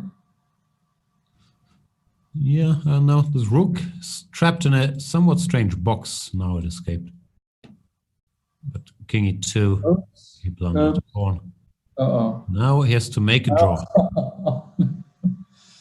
He will, but this did not go as planned. Rook C7, draw.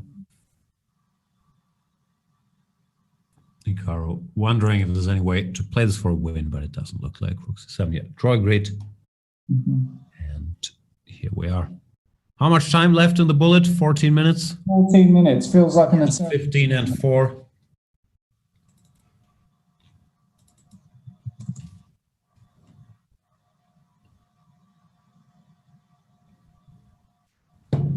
Zarisky Business is saying, hey Jan, was checking out the replay. Did you say beamer is German for projector?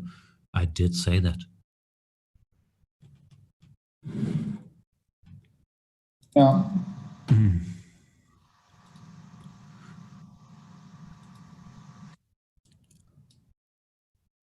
Beamer. What is this? Some random position? I have no idea how we got here, but... Yeah. They switched lines a bit. Yeah, way too late in the day. Three-plate. No, Hikaru switched up lines. Yeah. This kind of stuff is typically somewhat dangerous for white to allow these double pawns, but what they have now is just a mess. Real mess. I'd take white here. Okay, knight g6. Take. Oh dear. Yeah. Still a mess. Nah. Everything covered. H3 covered, G2 covered. The king, though. King is not covered. King is covered. A4, Rook A2. Queen b2 is also excellent. What about the... Oh, oops. Hello. D2? Tricks? No. D2, knight D2, queen D2? Correct. Rook H5 looks slow, though. The thing is just that Hikaru is so much quicker calculating lines that even if you get a great position, you only have seconds to get through it. He's so hard to defeat because he is so incredibly quick, never allows anything major, anything obvious. Just, you know, amazingly strong. And once again, Haik probably had some winning chances in computer speak, but to finish the game off here with seconds on the clock was far from obvious. And Hikaru is going to win another one. Well, he should. He's supposed to be careful, of course. Well, F4, knight F3. Exactly. Rook E7, Queen G5. You go F4 now. You don't have to knight E5. Looks like a good move. Threatening. You check on F7, and after takes, he wants knight G6 check. Now take the queen. And oh, was this a blunder? Blundering out of 3? Wow. Must have thought the game is over. He did blunder. You can just bail out. That's... Now, might be a draw. Rook G1 is sort of a big threat. No. Checkmate, even after H3. Draw. Yep, it's going to be a draw. So Haik, Martirosyan. Dodged one there. Definitely dodged one. All right. 11 minutes to go. Probably get in another 3 or 4 games. And Hikaru doing the same stuff as before. Very cleverly putting the queen nearer the king. This looks horrible already, no? G5, knight F6, knight G4. Very scary. G4. It's just... You have to laugh.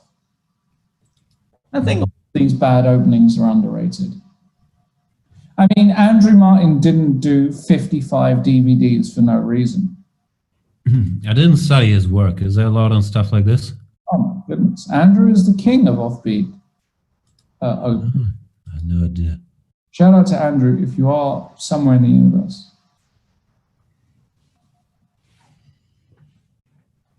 Yeah, he just blundered a pawn, which is not going to help his cause. And now these H pawns, oh my goodness. Hikaru having fun here. You think so? Maybe it's all business. He just wants to get this over with. Maybe not. Maybe he enjoys it.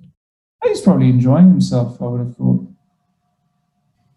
Must be nice to be good at chess. Enjoy yourself playing it. Must be nice.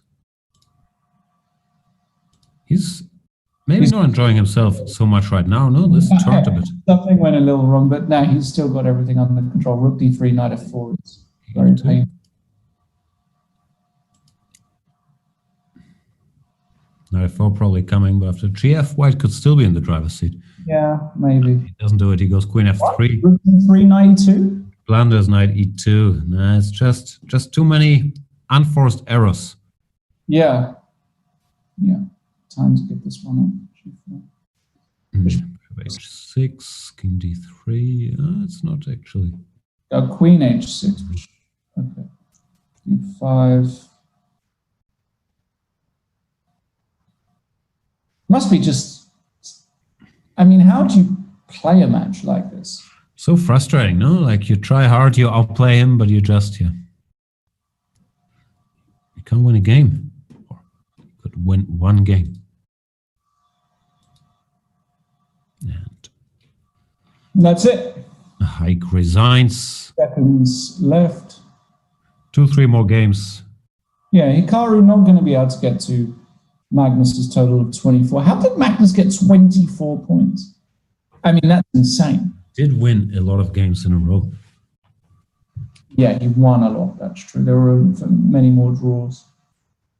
Yeah. It's one they've played quite a few draws here. Oh, look at this Bishop G4. Goodness, he blundered an exchange already. Gorgeous little tactic there. Still, bishops Yeah. E4. No, he's running into everything now. He just can't. It's just like literally. It's a bit like Hikaru is driving a Mercedes and Haik's got an old beaten up Lada from Vladivostok from 1975.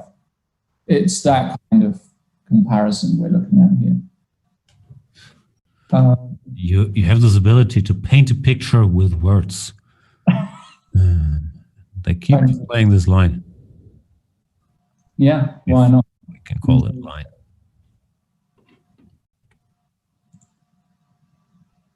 Enjoy yourself. Well, you might as well. 18. Oh, he's probably going to get to 20, actually. The way things are going. And I want to say thank you to everybody for hanging out. We are not finishing the stream just yet. We will stay till the bitter end. Another 7 minutes. Deuces 1903 says, Jan, did you buy a gift for Magnus's birthday? I did not. When's his birthday? Has he turned 30? No. Isn't it end of November or something? Yeah. Let's find out. I should know these things. It's the same day as Laurent Fressinet. Yeah, it's November 30. Yeah. Amel Fly 2 says, Lawrence, how is Fabiano doing? He's doing all right from what I understand. Spoke to him just a couple of days ago. He's all right. It's a good life these guys live at the top. It's nice to be top of the king of the castle.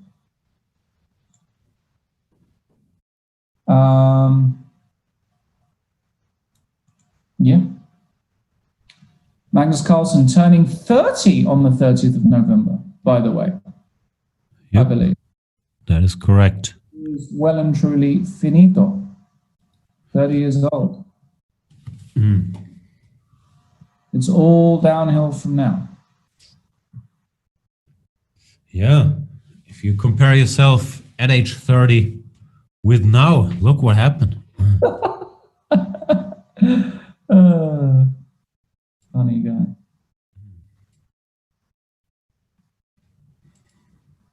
Actually, it would be great if we could get that young picture of you, Jan, with the big floppy hair and smoking the cigarette. That's most pictures of me. A lot of hair, smoking a cigarette, looking tired and bored even back then. Right. And Martirosyan looking like he's got even an attack coming, but Hikaru's just one step ahead, plays King G7. Nothing to be done. Yeah. And now Hikaru just happy to just... Oh, he's not happy to make a draw, wants to win knight G4. Doji-san is asking Lawrence and Jan, do online blitz or bullet ratings matter? Do you care? Not anymore, but that's also because I got very weak at online blitz. There was a period in my life where, not sure if I cared, but I played a lot in the late 90s, early 2000s on the Internet Chess Club. And I cared a lot about what rating who had, not in the sense that you can, I don't know, you're not getting any money out of it or any gifts out of it, but you're competitive, and that's how people spend their time. The one rating I've always cared about, and I think that people really care about, is their classical over-the-board rating. This might be changing a little bit with more ratings being out there now. The rapid and blitz ratings getting more weight, obviously more stuff happening online. But that's the one that I think people always cared about the most. As for the online blitz ratings, I don't care anymore. I care about playing horribly, which I do a lot, and it bothers me. But I certainly used to in my early 20s when I played a lot. I was paying attention to it. What about you, Lawrence?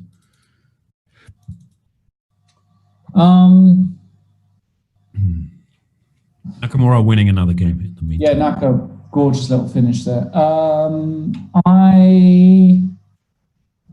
Do I care about ratings?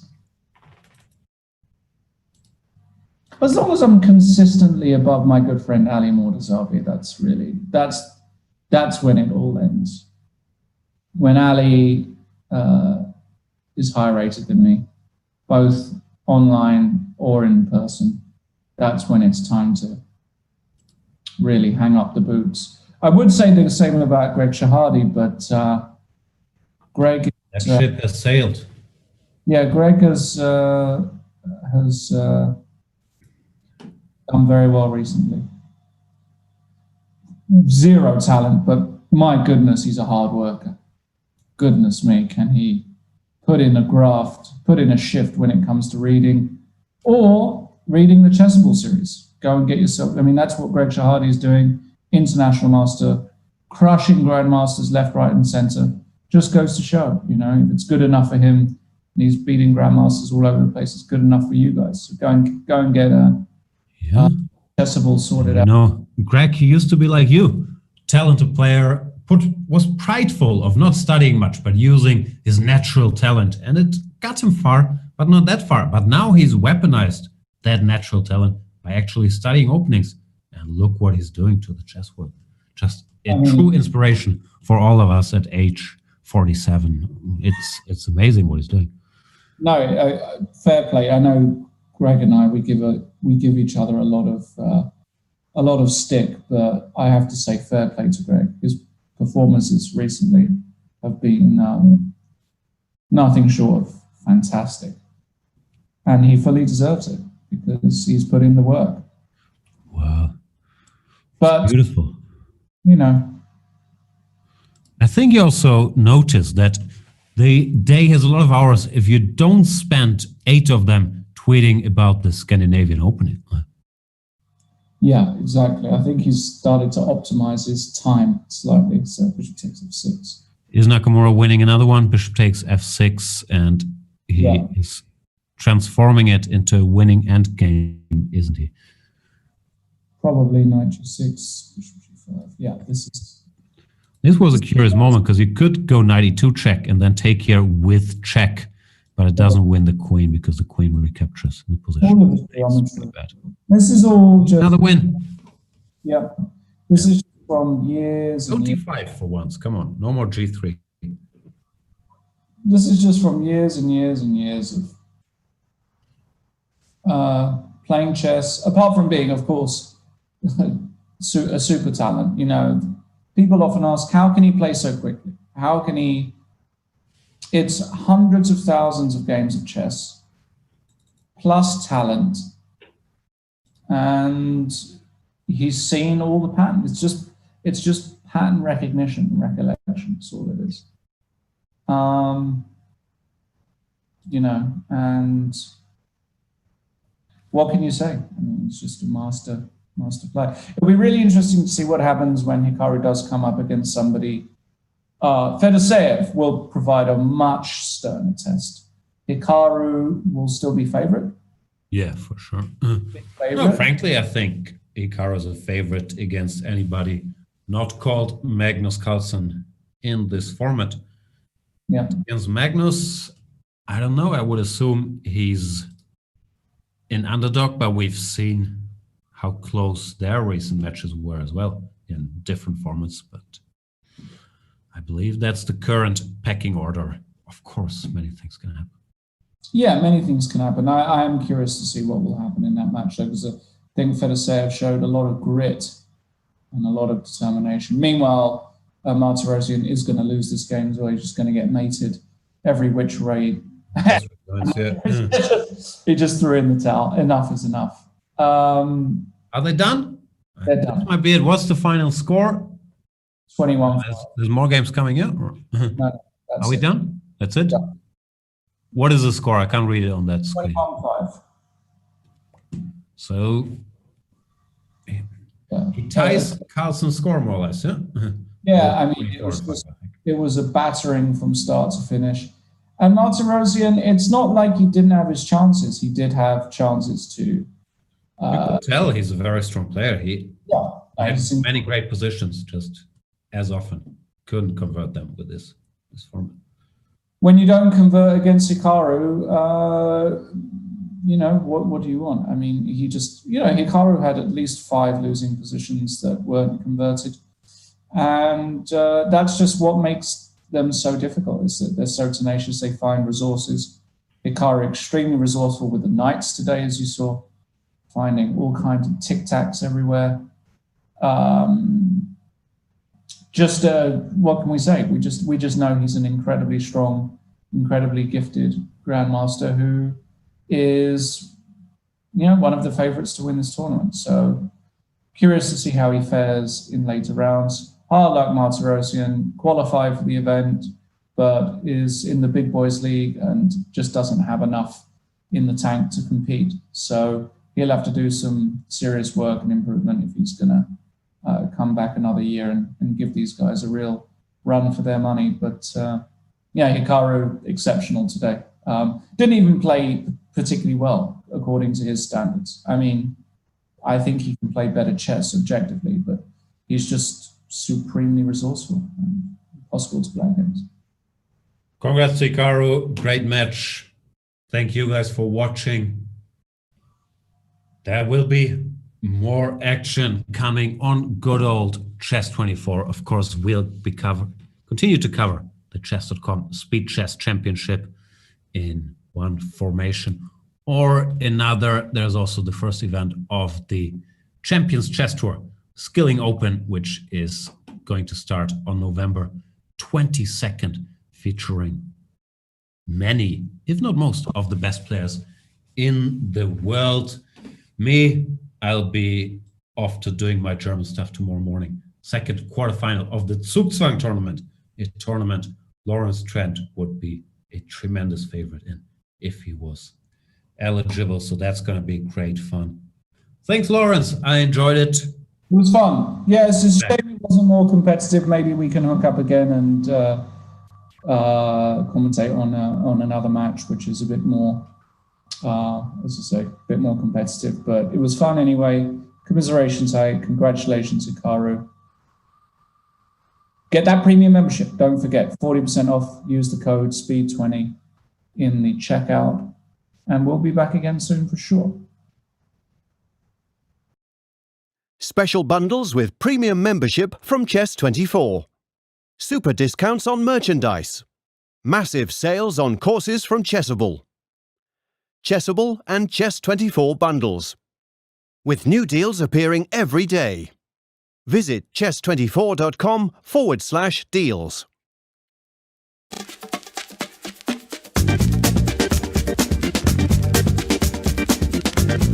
E5, it's E5 Patzers. A complete repertoire against 1E4 based on 1E5, now available to study with Chessable's unique Move Trainer technology.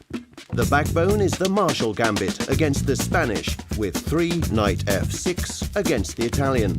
Jan Gustafsson has revisited all these lines he has played for 20 years and worked on as a second for Peter Lecko and Magnus Carlsen, amongst others, with the help of the most powerful engines out there, Leela 0 and Stockfish 10.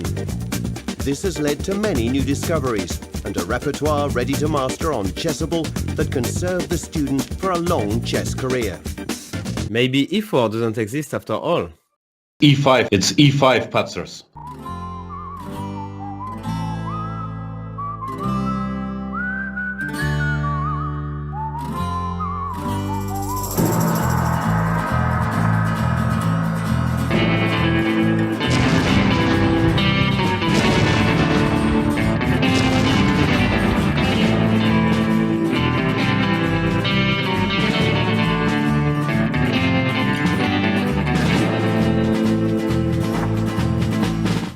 And queen takes f3. Oh, what is going on?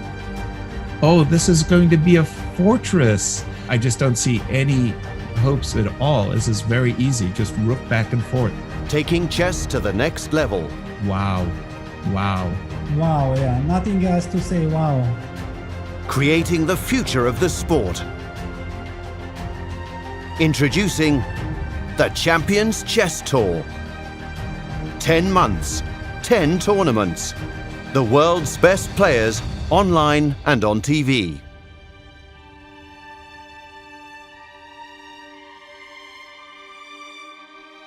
Well, we wanted to do a historical top 50 of chess players of sort of all time, and to do that, we are using the statistics by Jeff Sonax, who has created a site called Chess Metrics. We've gotten some help from Frank Hoffmeister, who is a well-renowned chess historian. But then we have still kind of added our own touch. And it's always going to be subjective, and there's no correct answer. I hope you guys enjoyed, and I hope you agree with every single ranking, because usually when you publish lists, what could go wrong? Who would disagree with anything?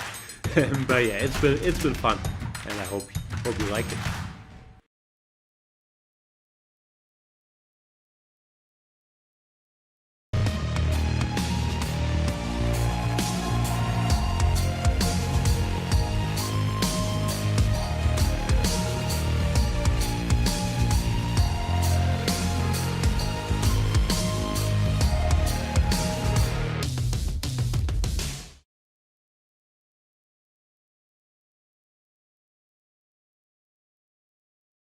It's time to take control of your journey towards chess mastery. Magnus Carlsen introduces Chessable, the definitive solution for studying chess. Move Trainer uses the science of spaced repetition to identify your strengths and eliminate your weaknesses. There's no need to set up a board, remember which page you're on, or keep track of all the moves you miss. Move Trainer empowers you to go from the opening to the end game with confidence. It's a seamless, effective, and fun way to study chess.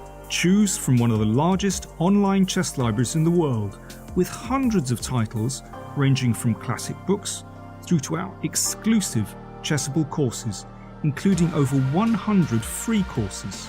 Get expert insights from International Master John Bartholomew, Grandmaster Sam Shankland, International Master Christoph Silecki, Grandmaster Simon Williams, World Champion Magnus Carlsen, and hundreds of other instructors. Get started now and join our growing community of over 100,000 chess enthusiasts at chessable.com. Chessable, take control of your journey towards chess mastery.